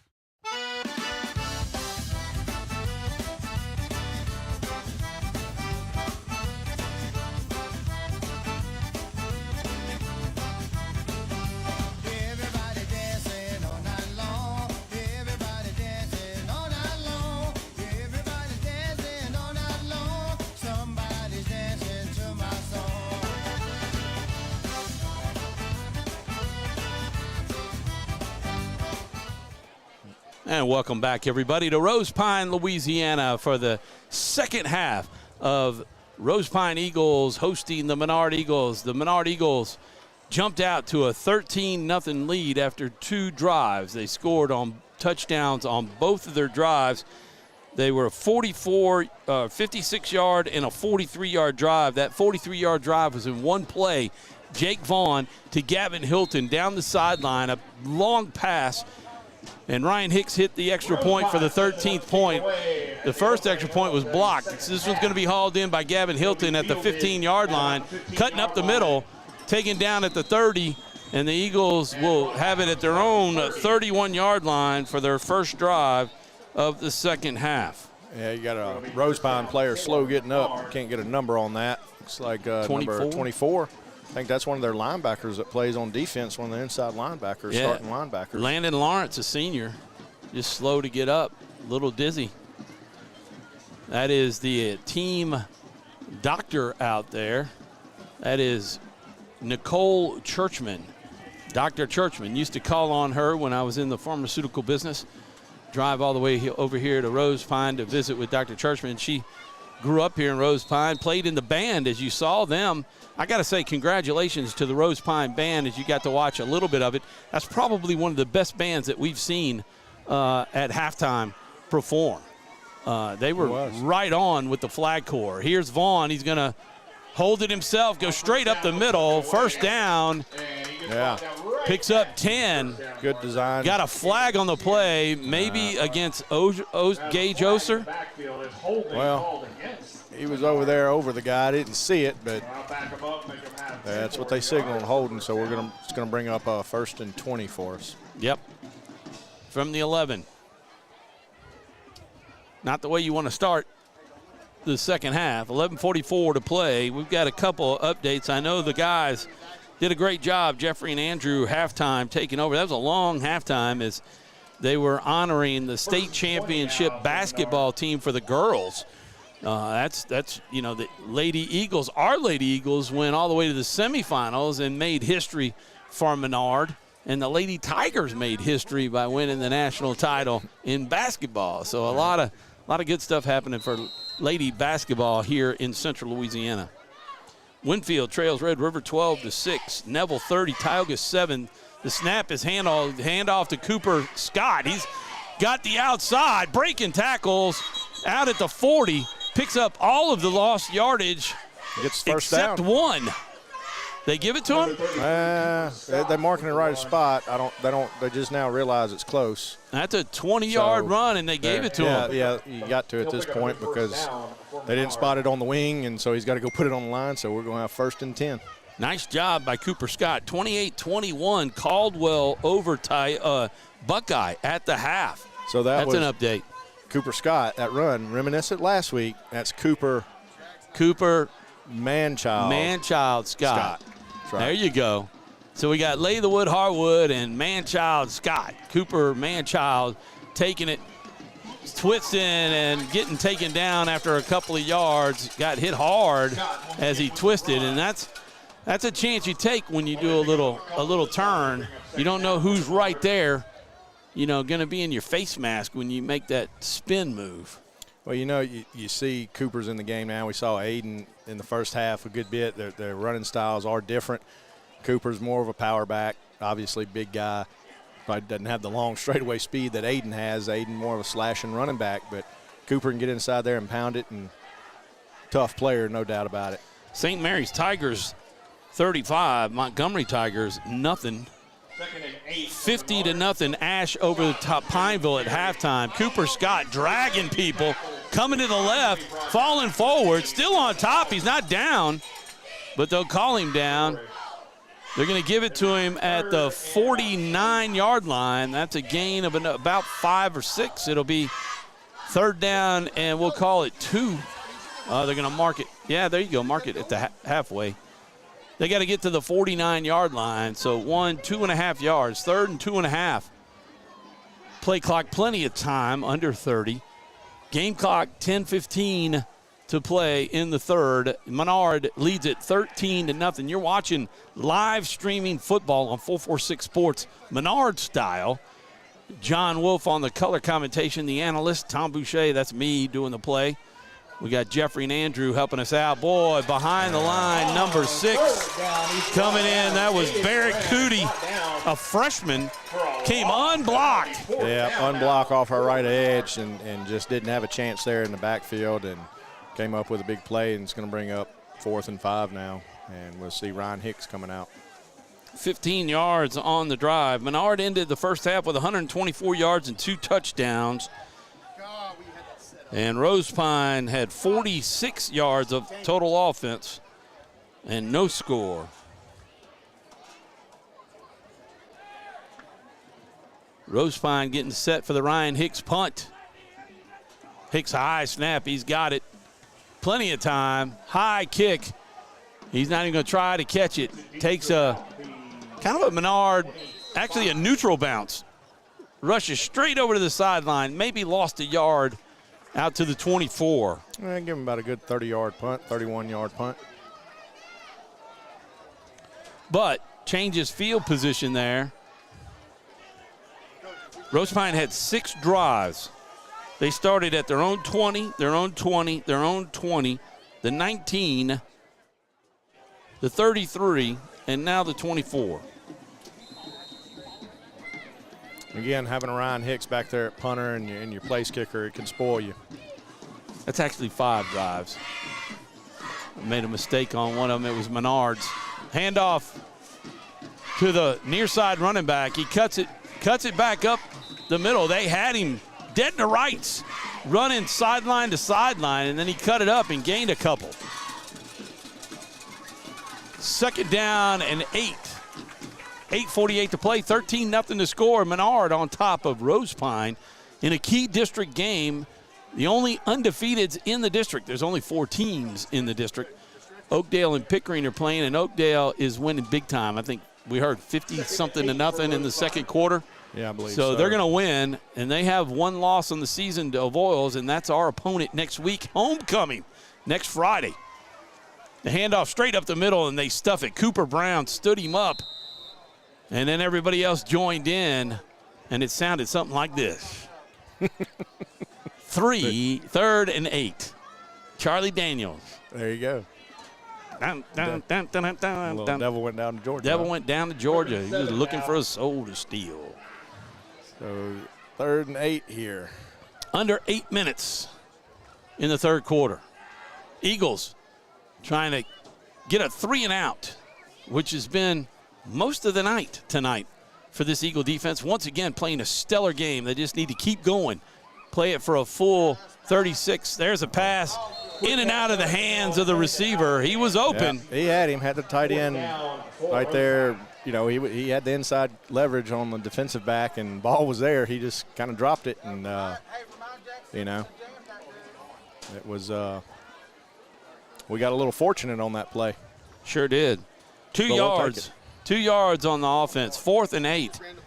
Still got to be ready for any kind of little shenanigans. Rose Pine's got a nice campus. It's the first time I've called a game from here. This is the first time I've been here. I've never, my 20 years of officiating, I've never officiated a game here. Tight little complex. Right behind us, you got the softball and baseball fields. Here's the punt. Little holding going on. No flag on the play. They'll let it bounce. Let's get Gavin going to haul it in at the 35 and going to be taken down at the 39-yard line. And Menard will start at their own 39-yard line, and it'll be 7:23. Got to stop the clock. They're still running the clock. Hey, we're up 13-0. Let them run it. Well, I guess so. That's supposed to be home field advantage, but that's not an advantage, is it? No.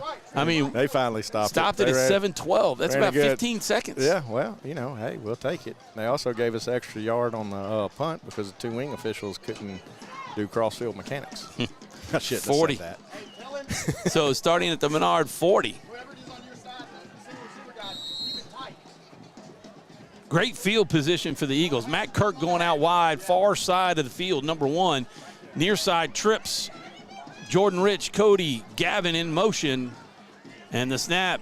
They're going to look for Gavin. He's got to throw it. He's got Green right here. He's at the 45. Cuts it up down to the 45 of Rose Pine. He had a pass, but he decided to keep it and picked up 15. Yeah, you know, I guess he felt the pocket breaking down and he broke out left there. He did have a receiver wide open out to the right side there. I'm not sure if it was Gavin or who it was out there, but had a receiver. But, you know, 15-yard gain and bring up 1st and 10. Hard to complain about that. Coaches are going, throw. Oh, 15. All right. Out at the 46-yard line, but young quarterback. Got to remember, Jake Vaughn, only a sophomore, but he's got to start trusting himself. He had that long pass in the first. Just trust it and do it. Gavin in motion, coming back near side. Vaughn's going to keep it. Goes right, cuts back up the middle, breaks a tackle and spins out to the 40. Going to pick up 6 yards, little over 6. Yeah, just design quarterback run there. Brought 2 guys from the left side on the pull, and Jake got in behind him and just read what he had and picked up 6 yards. 2nd down and 4. It's like we got a lineman, number 77. Cooper Brown. Yeah, Cooper Brown looks like he's little ankle. Got an ankle or knee issue going on. Oser and who is that? 60? No, 66. Jack Roy walking him back. Hopefully they can wrap it up, and it's not too bad. He's been having a whale of a football game. Are they stretching that calf muscle? It looked like he got his leg right up. Maybe it's just a cramp, and that'll be even better. So here's Vaughn, going to keep it himself, get to the outside, cut back up the middle. Man, he had the outside. I think if he's running on the outside, he still has room to run. And, Rose Pine's going to start going after that football. That was a heck of a cramp because he couldn't even walk with his heel down. That's how most of them walk off. Yeah. Heel. But they're working on it. They got stretching that out for Cooper Brown. 5:33 to play. 13-0 Menard, and they are driving 3rd and 4. They got to get it out to just shy of the 35-yard line. Yeah, need about Trip receivers to the near side. 36-yard line or so. Got to the outside. Just missed it by a yard. They're in 4-down territory, I think, right here. Well, the officials got to be running in right here to spot this ball. You don't walk in on a play like this. You got a 3rd and short, and he's walking in. They're going to set it way over here on the far side. Well, he's got the spot, but he's supposed to run all the way into the hash mark, and they spot it on his toe. So it brings up, even if you're short, it's like 4th and inches. Yeah, I mean, if Menard wanted to go quick, they wouldn't be able to do it. Now they'll bring it back over to the hash. And you got to go over and mark it because he didn't know where to go. That's why you go all the way into the hash as a wing official, because he had to do it anyway. So. All right, here we go. Eagle offensive line needs to get a push. 4th and inches. I bet they try a little hard count right here and see if they can get Rose Pine to jump. No, they take it straight up the middle. Cooper Scott. There's the first down. What is that, the 2nd or 3rd 4th down conversion for the Eagles tonight? I know two for sure. Yeah, I think 2 for sure. 4:50 and should be counting. And they will after the chains get set. 13-0 Eagles. Here in the 3rd quarter.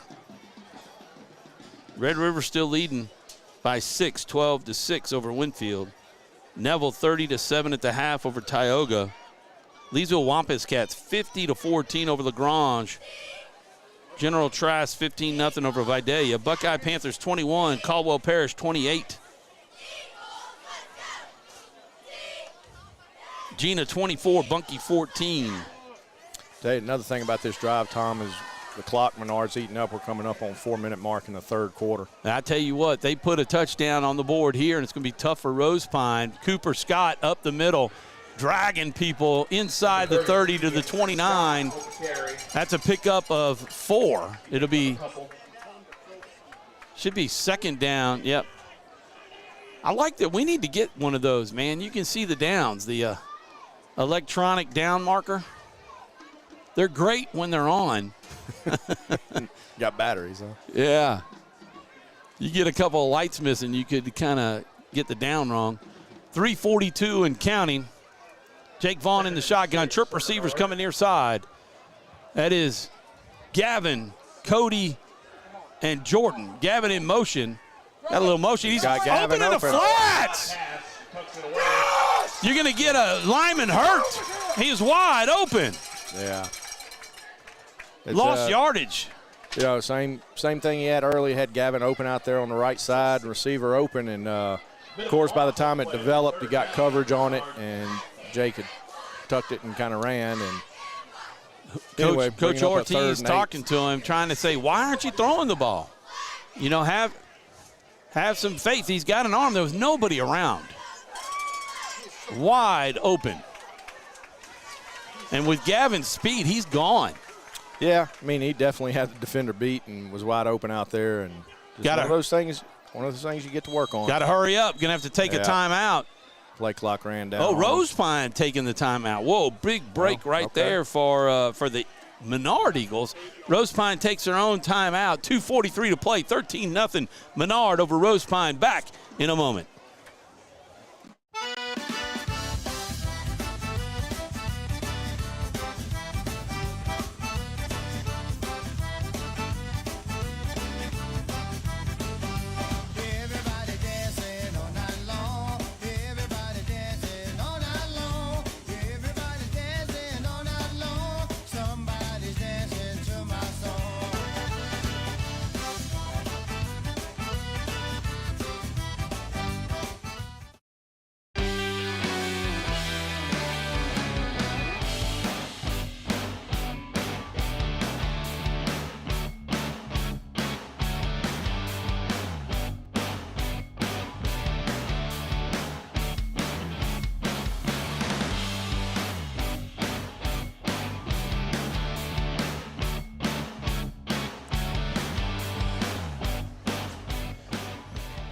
And we're back live. 3rd down and 8 from the Rose Pine 31-yard line. Jake going to throw it on the little bubble screen, picking up some nice yardage for Gavin, and he's going forward still out to the 26. They'll mark it at the 27. That'll be a pickup of about 3.5, and it'll be 4th and 3 to 4 yards. Yeah, bring up 4th and 4 here, and Coach Perkins got a decision to make. Does he go for it here? Do you bring Hicks out? What do you do? So you're going for it on 4th down. They caught a break there with that timeout that Rose Pine called. Menard gets to save all 3 of theirs. I guess Rose Pine just trying to keep the clock, but, man, they were down to 3 seconds. Yeah, I'm not sure why Rose Pine takes that timeout right there. Under 2 minutes to play in the 3rd quarter. Trip receivers to the far side. Jordan Rich to the near. He's got single coverage. Offside. Well, that was drawn off on the defense, but they're going to call it. Well, you're going to put that on the offense. You got a receiver that's out there. You can't say the receiver was drawn off by an interior lineman. So you're going to put that on the offense. I saw Braylon move. No, we had them. I mean, we had the hard count. You had 2 defensive linemen coming across, but when you have a receiver break like that, you're always going false start on the receiver because you're not going to say the receiver was drawn off by a defensive lineman. I got you. Yeah. So it's going to set up 4th down still, but a little bit longer. 4th and 9. And we're going to see what we do here. I mean, the defense is playing so well right now that this field position really not bad if they turn it over here. I mean, they gave, Rose Pine had it at the 33 once. And it's at the 32 right now, so they need 8 yards. He's got a man open over the middle. The defense read that one, waited too late to throw it. Matt Kirk on the cut inside, and that's going to be a turnover on downs, and Rose Pine will take over at their own 31 or 32-yard line. Yeah, so he made his break around the 25-yard line. I think if he catches that ball, he's probably a yard or 2 short of that 1st down anyway. But we'll turn it over and let the defense go to work. We still brought the clock down. We're a minute and a half to go in the 3rd quarter, so able to chew up some good clock. Menard leads at 13-0. Let's see if the defense can come through again. They've played a stellar game tonight. Only gave up 2 yards of offense on their Rose Pine's first drive. That's really the first turnover on downs that the Eagles have done on 4th down. That's the first 4th down that they haven't made. They're going to look to throw the ball. It is in the flats, caught. The big man runs over our defender. Well, the defender was playing a good 6 yards off of him right there, and he just kind of ran a little stop route right there on the sideline, and the defender had to come up a good bit. I think that was Gavin on the tackle, if I'm not mistaken. Gavin having a game. He's got both touchdowns. We got to name a Quibido's player of the game, but we don't do it tonight. We'll do it on Sunday night at the Coach Speak Show, live from Quibido's restaurant at 5 o'clock on Sunday. So be sure to tune in to 446 Sports then. I'm not sure why they stopped the clock, because he was not – I don't think he went out of bounds. We're back. It's running now. Yeah, 107. I don't know why they stopped it. Got to give 15 seconds back. He's got pressure. We can sack him. Oh, we can't get him, but now we get him. Oh, throws the ball in there. That's grounding. There's nobody. Yeah, there's nobody there. They're going to say 26 or 36 was there. Okay. He was about 7 yards. He was outside the tackle box. There's no doubt about it. Ball did cross the line of scrimmage. That's true. So, by rule, he was good there. But it was obviously he was getting rid of that thing. I'm with you, John. He almost didn't cross the line of scrimmage with it. Boy, I tell you what, Drake had him dead to rights and just couldn't hang on. And then he was able to get rid of it at the last minute. 3rd and 6, maybe 5.5. See if the Eagles can go. Cooper's going after him. He's trying to get through. There's a pass high. He saw Cooper coming in. Asher got by, and that made him rush the throw. Yeah, and that's I think that was number 22, Jack Simpson, out there on coverage, and had good coverage out there and was ready to make a play on the ball if it was catchable, but it wasn't. 55 seconds left in the 3rd quarter. This one flew by, man. Only about 20 minutes into this for this quarter. Menard ran the clock, serious clock, our time off the clock. What is that, the 36 and a half? About that, 36, 37. 4.5 yards. Maddox Shelton and Gavin. Boy, it's a line drive. Got to get it. One of those that'll hop on you. Maddox Shelton just laying down at the 30-yard line on it. That's a good move. It was a little difficult. Yeah, that's to grab that one. That's going to hit the ground quick and go skip it, and he made a good play on that to get on that ball. So Menard will take over at their own 30-yard line with 48 seconds to go, leading 13-0. Let's see what we got. We'll run through a few things. Northwest Raiders against Pine Prairie, 42-0. Opelousas Catholic, 36-0. North Central, 0. That was a team we played. Mamu losing to Iota, 50-0. And we'll try to look at some more. Here's a little different formation. Gavin with it, cutting up the middle. And he's got about 7 yards, 8 yards. Nice gain on first down to be second and short. And we may not have to run another play on this one as they reset. We don't have to. No, the quarter will go out, and you'll be able to flip this field and bring up second one when we come back for the fourth quarter. The Eagles, when we come back, they lead it 13-0 over their host, Rose Pine, and they will be moving left to right on your screen for the fourth quarter. We will be back. I'm Tom Boucher with John Wolf on 446 Sports, live Menard streaming right after these messages.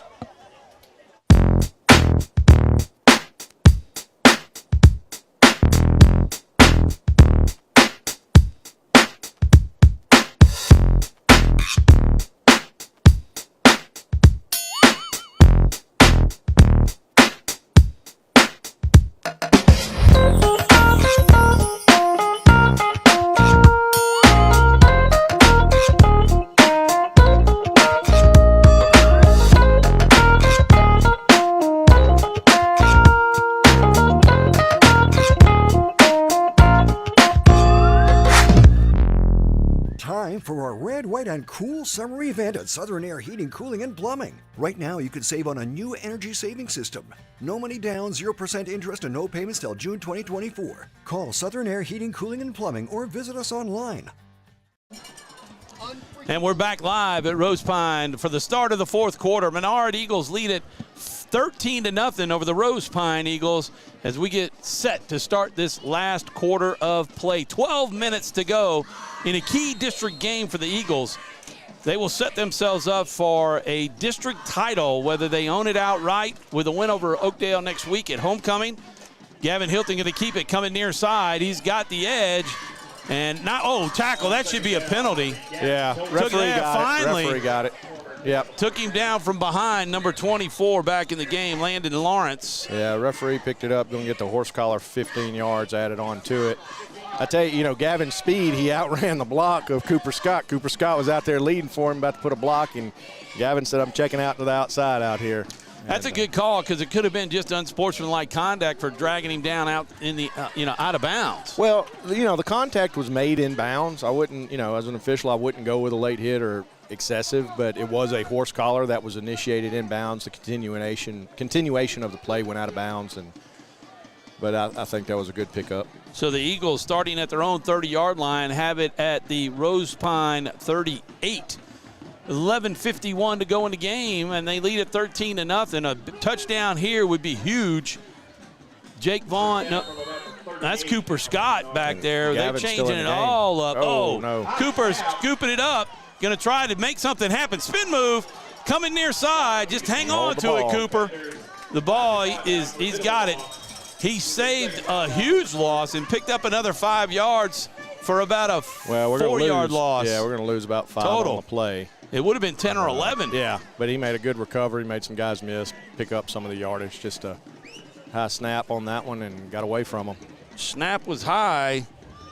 That's Jack Roy back at center. Under 10 seconds on the play clock. Got to rush. They're not paying attention. They're not seeing it. Going to have to call timeout. I think he'll get it if he gets it off. He'll be okay. There it is. They got it. There's Aiden Moran wrapped up with a yard gain on second down. It's going to be 3rd and 14. Clock is running, under 11 minutes to play. Cody Lyons going off. They're letting Jake sit on the sideline a little bit and think about it. Well, you know, look, if you're going to run the ball, run the clock out, why don't you go ahead and put your burners back there? You protect your quarterback. In this case, well, Jake's coming back out here right now. That's Cody. Oh, that's Cody Lyons, yep. So don't have to show a lot on offense for Oakdale and the rest of the year, and kind of gives them something extra to study. Under 10 seconds. Now they're getting set. Cody on the side. It's Gavin. Got a hole up the middle. Oh, nice spin move. Picks up some big yards. It's going to set up 4th down and 4. We got an injured player. Yeah, both Rose Pine got one down, that too. looks like Cody Lyons down again. Yeah, that's number 2 for Menard, and can't get the number on the Rose Pine player. He's rolling over. 50 down on the grass at the 30-yard line. That is Caton Jackson, a senior, and Cody's down.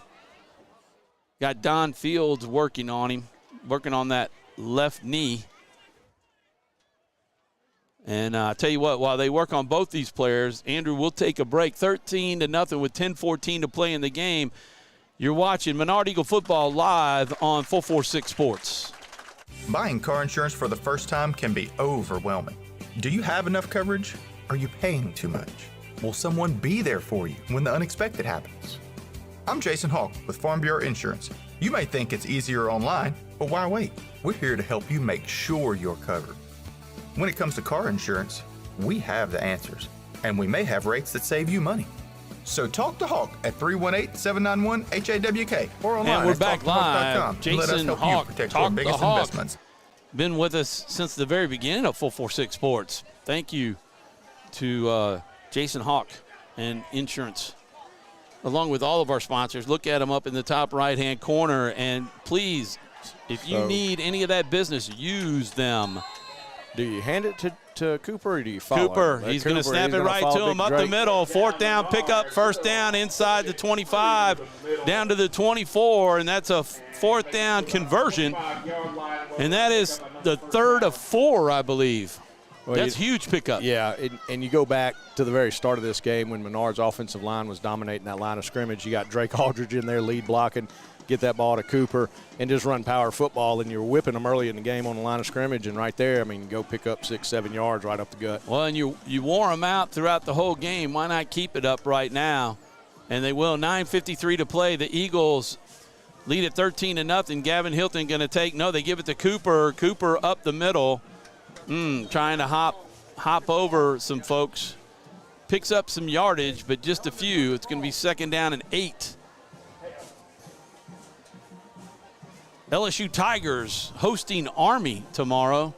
What a great game that's going to be. The second time in the history of the two teams playing that they will play each other. Army beat us the last time we played them years ago. Yeah, I think the two teams are a little bit different today than they were back last time they played. Still want to see Jaden Daniels with a big day, but we're grateful for what those cadets do and what they will do once they graduate and what they're committed to. Gavin Hilton taking it up the middle, picking up some big yards down inside the red zone to the 15-yard line, and they are in the Red River red zone of Rose Pine. Thank you, Red River Bank, for their 2nd year of sponsorship of Menard football and the Red River red zone. 3rd and 1 or inches for the Eagles. 8:41 and counting, and they are just taking precious time off the clock. And they are definitely in Ryan Hicks' range, which a field goal would make it a 3-score, game and pretty much put it out of reach. You could, but look, you're down here at the 15. We got half a yard to go for a 1st down. I think you're thinking touchdown right here, right on this series, obviously, and go ahead and put the dagger in them. And a great job if they hold on, get it down inside 5 seconds. They're going to snap it at 6. Gavin Hilton stepping over people, got the 1st down to the 10. It'll be 1st and no, they can get a 1st down. It's at the 11.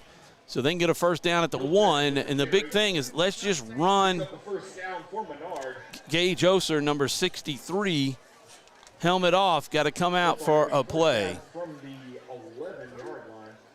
And they'll send in, who's that number? Is that 60? 60, Ben Good. Ben Good coming in. He started the season on the line and then was able to step out and have a little bit of depth to give him some rest so he could play just defense. Yeah, I was about to say he played a pretty good game tonight on the defensive front. Yep. 7:40 to play, 13-0. Eagles have Drake Aldridge up there at a fullback position right behind the right tackle in that B gap. And they're going to snap it directly to Cooper Scott. And he will follow Gavin Hilton, open, breaking tackles down to the 5. Mark it at the 6. It's a 5-yard gain. And they are doing a nice job on the play clock of running it down inside of 5 seconds and eating up pretty much that whole 40-second play clock. And what I like to see on that run right there, Cooper Scott showing you is smart. He's got 2 hands on the ball going inside right there. He knows Rose Pine's going to be stripping at it, covers it up, and still picks up a good yardage. A lot of patience, too, on that run, just kind of dancing left and right, but still moving forward at the same time, if that makes sense, and following his blockers. Delhi Charter 22, block 14. Newman 21, Country Day nothing. Let's see. We'll go back, try to go back to our scores. And here is Gavin Hilton. Oh, he slips and is down. Lost yardage. That's going to lose about 2 yards and set up 3rd down. 6:26 to play. He could smell it, though, on that cutback. He could smell it. He knew it was there and just lost his footing on the turf and fell down.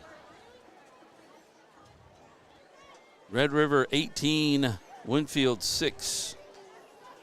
Tioga trailing by 30 to Neville, 37-7. Gina up by 10 over Monkey, 24-10. Buckeye trailing by 1 to Caldwell, 28-27. Rebels have put themselves on the scoreboard, 50-7 is the score as Ash is winning that one at Pineville. The direct snap coming with 5 seconds to go. Cooper Scott up the middle. Boy, saw a hole and Rose Pine Eagles covered it and made him trip over Gage Oser. And it's going to set up 4th down. Coach Perkins does here. Is he going to bring in Ryan to make it 2 touchdowns and 2 two-point conversions, or is he going to go for it and probably run the clock out and take a timeout maybe and talk it over? 4th and goal from inside the 5. I think that's what you're going to see. He'll get that clock to right under 5 minutes, probably call a timeout, and they'll talk about it and see what we're going to do. They're just hanging out with Gavin right now. 13 seconds. They're going to kick. They're going to go bring Ryan Hicks in for the field goal, and that's a great call because it'll make it 16-0, which means Rose Pine would have to score twice and get 2 two-point conversions just to tie the game. That blocked extra point could loom big, but the way our defense is playing, it's going to be very difficult for Rose Pine to put 2 touchdowns on the board. You know, I think if you'd have told Coach Perkins a week or 2 weeks ago or a few days ago, hey, can you hold Rose Pine for 2 possessions in under 5 minutes with your defense, I think he would take those odds. Yeah, that's right. Especially if you pin them, inside their own 10-yard line for the first drive. So far in the second half, I have the official, unofficial stats at 6.5 yards of offense for Rose Pine here in the second half. That drive started at the 30 and went to the Rose Pine 4. Menard 30, I should say. Come on. Rose Pine 4. 46 and 20, 66 yards of offense. And the field goal attempt will be a 21-yard field goal for Ryan Hicks, set up right in the center of the field with 4:58 to go, looking for a 13-0 lead. The snap is good. The hold is good. The kick is up, and it is split right down the middle. And Ryan Hicks puts 3 on the board for the Eagles, and it is now 16-0. Menard looking really good at this point with 4:53 to play. We'll take a break, and we'll be back with more Menard Eagle football live on 446 Sports right after these messages. For a lifetime of the best possible vision, look to Wallace Eye Associates, where our tradition of eye care excellence in Cenla spans nearly 40 years. From your next family eye exam to cataract and glaucoma evaluations, trust your vision to the experienced eye professionals at Wallace Eye Associates. Call Wallace Eye Associates today at 318-448-4488 to schedule your next eye evaluation. And we're back live at Rose Pine. 4:53 to play in the game. 16-0 Eagles after that 21-yard field goal by Ryan Hicks. Let me mark that one down. 66 yards on the drive. And the kick is caught at the 6-yard line. Rose Pine bringing it up. Going to be tackled at the 22. Just shy of the 23-yard line. So Rose Pine starting at their own 23. The defense will come in, see if they can hold this Rose Pine offense. Well, you know, if the other 43 minutes of this game is an indicator, we should be okay. St. Mary's 49, Montgomery nothing. 37-7, Tioga trailing Neville as we wait. 4:46 to play in the game. 16-0 Eagles of Menard. Buckeye 27, Caldwell 28. Good close game there. Under center, that wing T set. They'll move a man in motion, number 7, and that's offsides or delay a game. One of the two. Nope. I think we're going to have a motion. False start. That's going to back them up 5 yards and put Rose Pine back at about the 12, 13-yard line.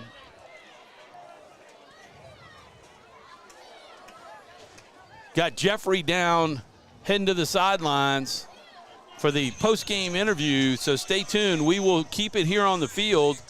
Andrew running camera right now, going to try to spy Jeffrey and see where he is.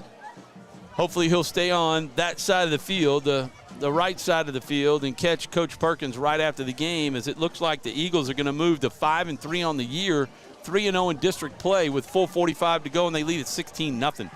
The handoff, they're looking to pass, going to throw it out to the flats, wide open, and he's out of bounds. And that's a break for the Eagles, because the pass was complete to the 21, picked up some yardage, but it's going to be second down and still 12. Yeah, you know, big Drake Aldridge was going out there. I think he was going to make the tackle pretty quick. Good job of Drake to pull up right there on that tackle when he did step out and not get a 15-yarder and give him a cheap first down. And, you know, we had two, Gavin and I think Jaden Williams deep on that route. They were running deep, and Drake came underneath to pick up that flat route. Eagles on that drive went 66 yards and ate up almost 7.5 minutes of the clock. 4:38 and counting. 16-0. The Menard Eagles lead Rose Pine. Man in motion, now cutting it up. They're going to roll out, and they could get him. Boom, he's hit. And that should be grounding. No, that ball landed, you know, unless past the line of scrimmage. Well, the quarterback was hit as he smacked. threw. Yep. So you're gonna let that go, even though, you know, he probably was throwing it away. There's the scoreboard right there with 4:32 to play, 16-0, and that is a great score if you are a Menard Eagles fan. Great job to the Menard Eagle fans who came out tonight. They filled most of all 3 of the stands they have over there. Back to Andrew's shot. Well, in Menard, you know, defense and the team and coaches, they have Rose Pine where they want them. You're making them do something they don't want to do. They don't want to have to try to throw this ball, but that's what they're forced to at this point in the game. And they're going to pitch this one, and it's played perfectly by Cooper Scott as he takes the runner who got the pitch. That was number 1, and drops him for a huge loss. That's about an 8-yard drop on Gabe McKee, and the Rose Pine Eagles will have to punt. I mean, there's no question. It's down inside the 15, and 4th and 15, almost 18 yards. 4th and 18, and the Eagles going to get great field position. They could pretty much run out the clock. Yeah, you know, they get 1 first down. They can do it for sure. We'll just have to see. 1, 2, 3, 4, 5, 6, 7, 8, 9, 10, 11. All right. Yep. So they got to hurry up. 8 seconds on the clock. They're going to trying to call for it. The snap is good. The punt is a line drive. That should be caught. Yeah. Well, it takes just a sideways bounce, and the Eagles will have it in Rose Pine territory at the 44. Where'd that play? That was at the 15, I think? Yeah, around the 15-yard line, 14-yard line. Ladies and gentlemen, it seems So that's a loss of 8. About a 30-yard punt on that, 29-yard punt.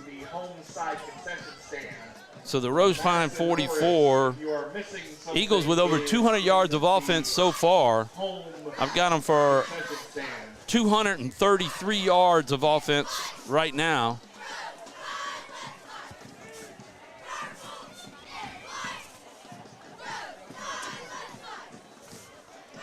$16-0 the score, 3:32 on the clock. That's what we got left to play. 5 minutes to 9 tonight. It's a beautiful night. Great weather. Snap is high. Jake Vaughn missed it. Going outside. He'll get the corner, hang on to the ball, and stay in bounds. Well, he went out of bounds. He went to the wrong side with the handoff. I'm not sure if Jake got it wrong or Aiden got it wrong. I think that play was designed to go to the left. Jake may have just turned the wrong way. Well, they gave Jake a break to let him sit on the sideline a little bit, and they did direct snaps to Gavin Hilton and Cooper Scott.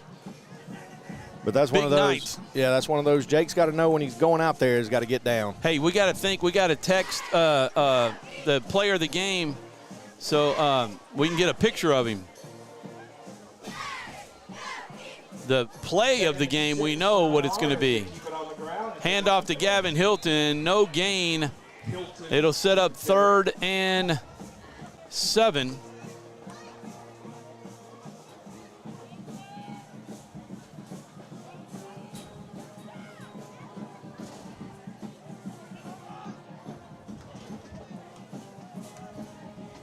Yeah. Our Southern Air cool play of the game, we will name in the post game, maybe right before the game ends. But right now, you guys know what our leader is. Right now in the press box, the leader is the 43-yard pass on the first down for the touchdown. Jake Vaughn to Gavin Hilton. Vaughn going to keep it himself. Boy, that play was blowing up, and we'll lose all the yardage back to the 45. They're going to mark it at the, yeah, there you go. They're trying to mark it at 46 of the 45 to set up 4th down, and Ryan Hicks will punt. And this one is pretty much all but over. Rose Pine only has 2 timeouts left, and we will punt the ball with under 2 minutes to play, and they have to score twice. Yeah, don't think it's going to happen. Of course, it is high school football, and I have seen crazier things have happened. I'm sure over your course of 20 years plus on the sideline calling games, you've seen some crazy stuff. Good job to the coaching staff tonight. They scored in the first 2 drives and then a field goal late in the 4th quarter by Ryan Hicks, 21-yard field goal. And the punt is a beauty, and it's going to land around the 5. Oh, in the 10. Catch it, throw it back. Oh, man. Oh, they did. They got it. Yep. They're going to call it? No, he's marking him at the 1. Marking him at the 1-yard line. Who was that? I think was that initially Matt Kirk? Might be Kirk that might have thrown that back and a little threw bit. it back. It bounced at the 1, and Maddox Shelton covered it at the 1. And the Rose Pine will have it with 1:23 to play, trailing 16-0 at their own 1-yard line. What a punt.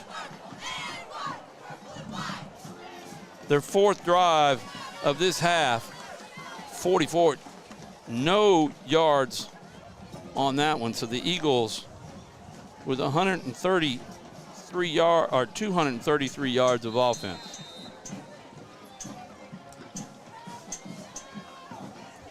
Eagle defense smelling safety here. If they can crash through the line, they're just going to try to quarterback sneak it. They got him. He goes forward. Gain about maybe a yard. 2nd down and 9 from the 2 of Rose Pine.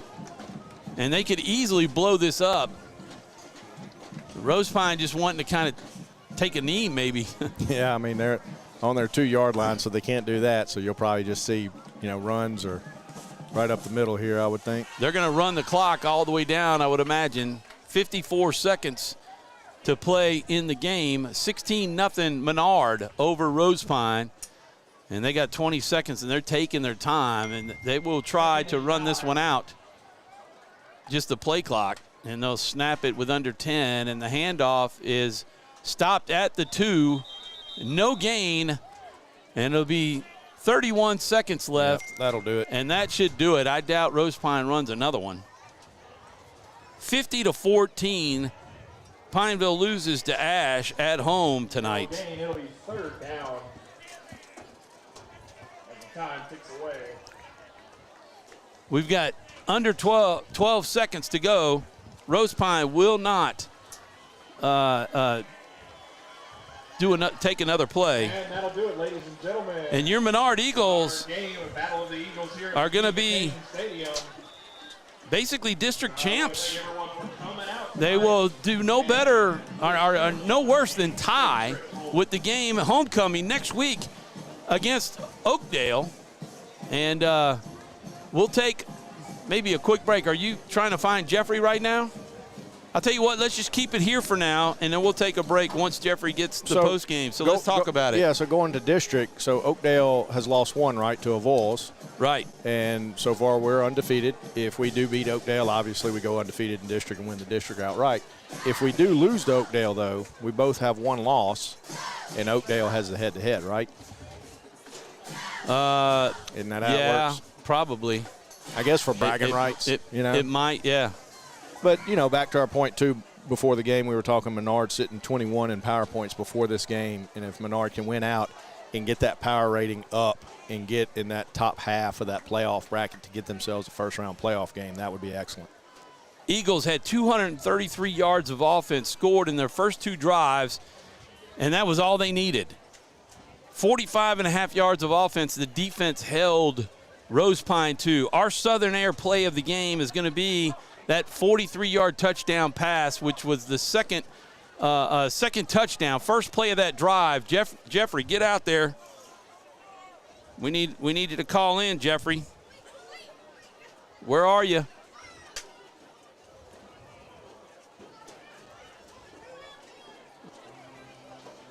So we're going to try to dial in Jeffrey. I'm not sure why he's not calling.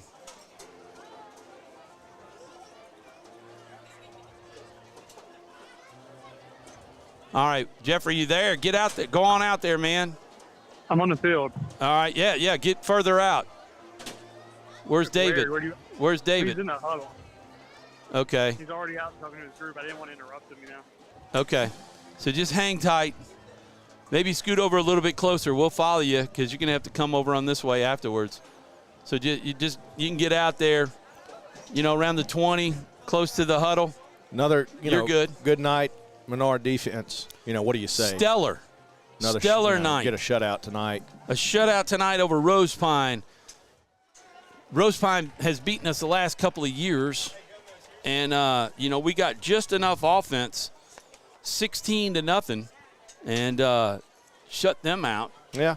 And the offense really moved the ball really well. We had a couple big misses, you know, here and there that could have picked up some big yardage.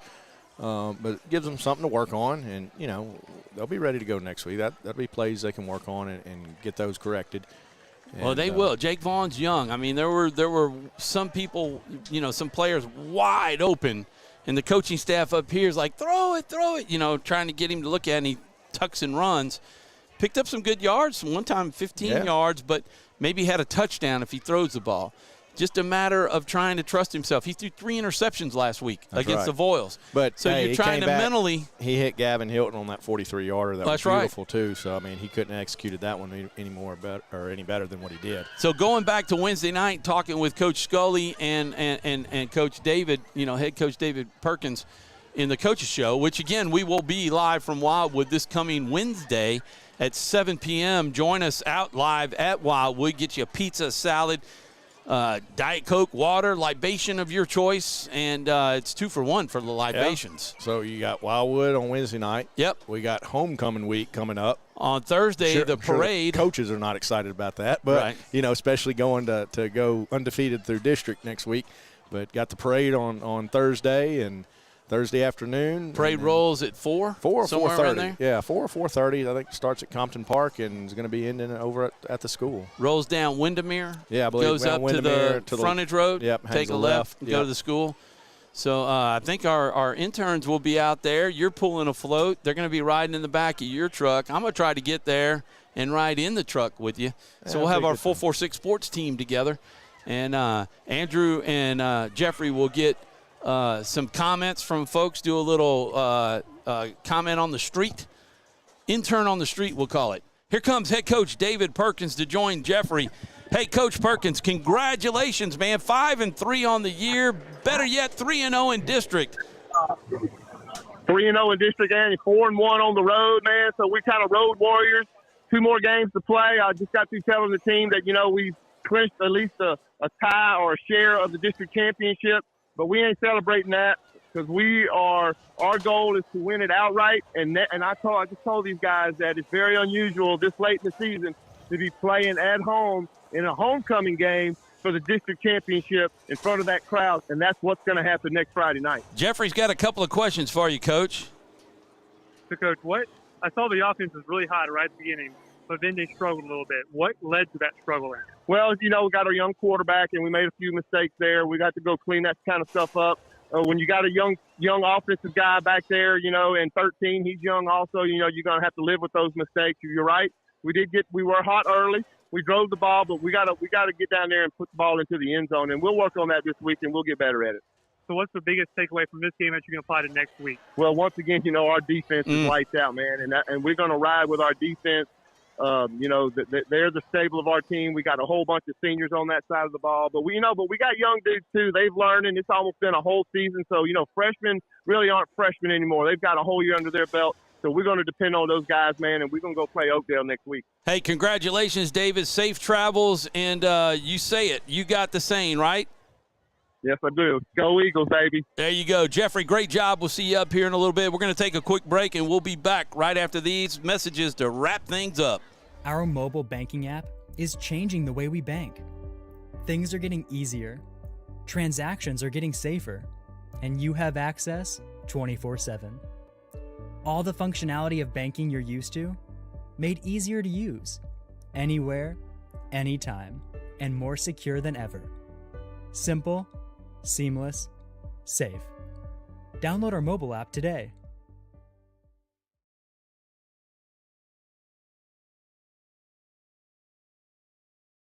Is your vision just not as crisp and clear as it used to be? Are you having difficulty driving, especially at night? Are you over 40 and now needing reading glasses? If so, the trusted eye care team at Wallace Eye Associates is here to help with your family's eye care needs, just like we have been for nearly 40 years. Call Wallace Eye Associates today at 318-448-4488 to schedule your next eye evaluation.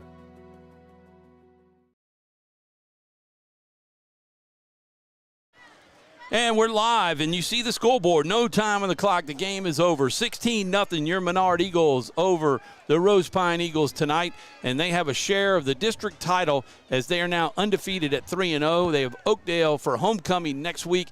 The guys will have to stay focused with homecoming.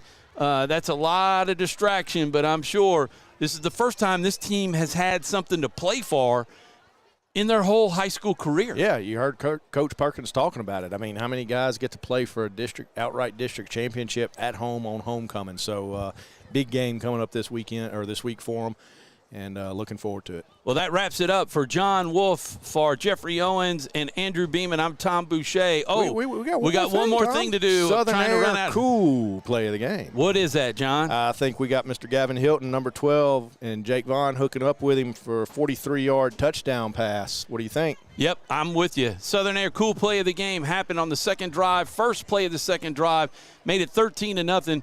Jake Vaughn hooked up with Gavin Hilton, 43 yards, and that was pretty much the game. We added a field goal with Ryan Hicks, a 21-yard field goal, and that was your final, 16-0, as the Eagles of Menard win it tonight over the Rose Pine Eagles. A great trip home for everybody. Safe travels. Go Tigers. God bless. Have a wonderful weekend.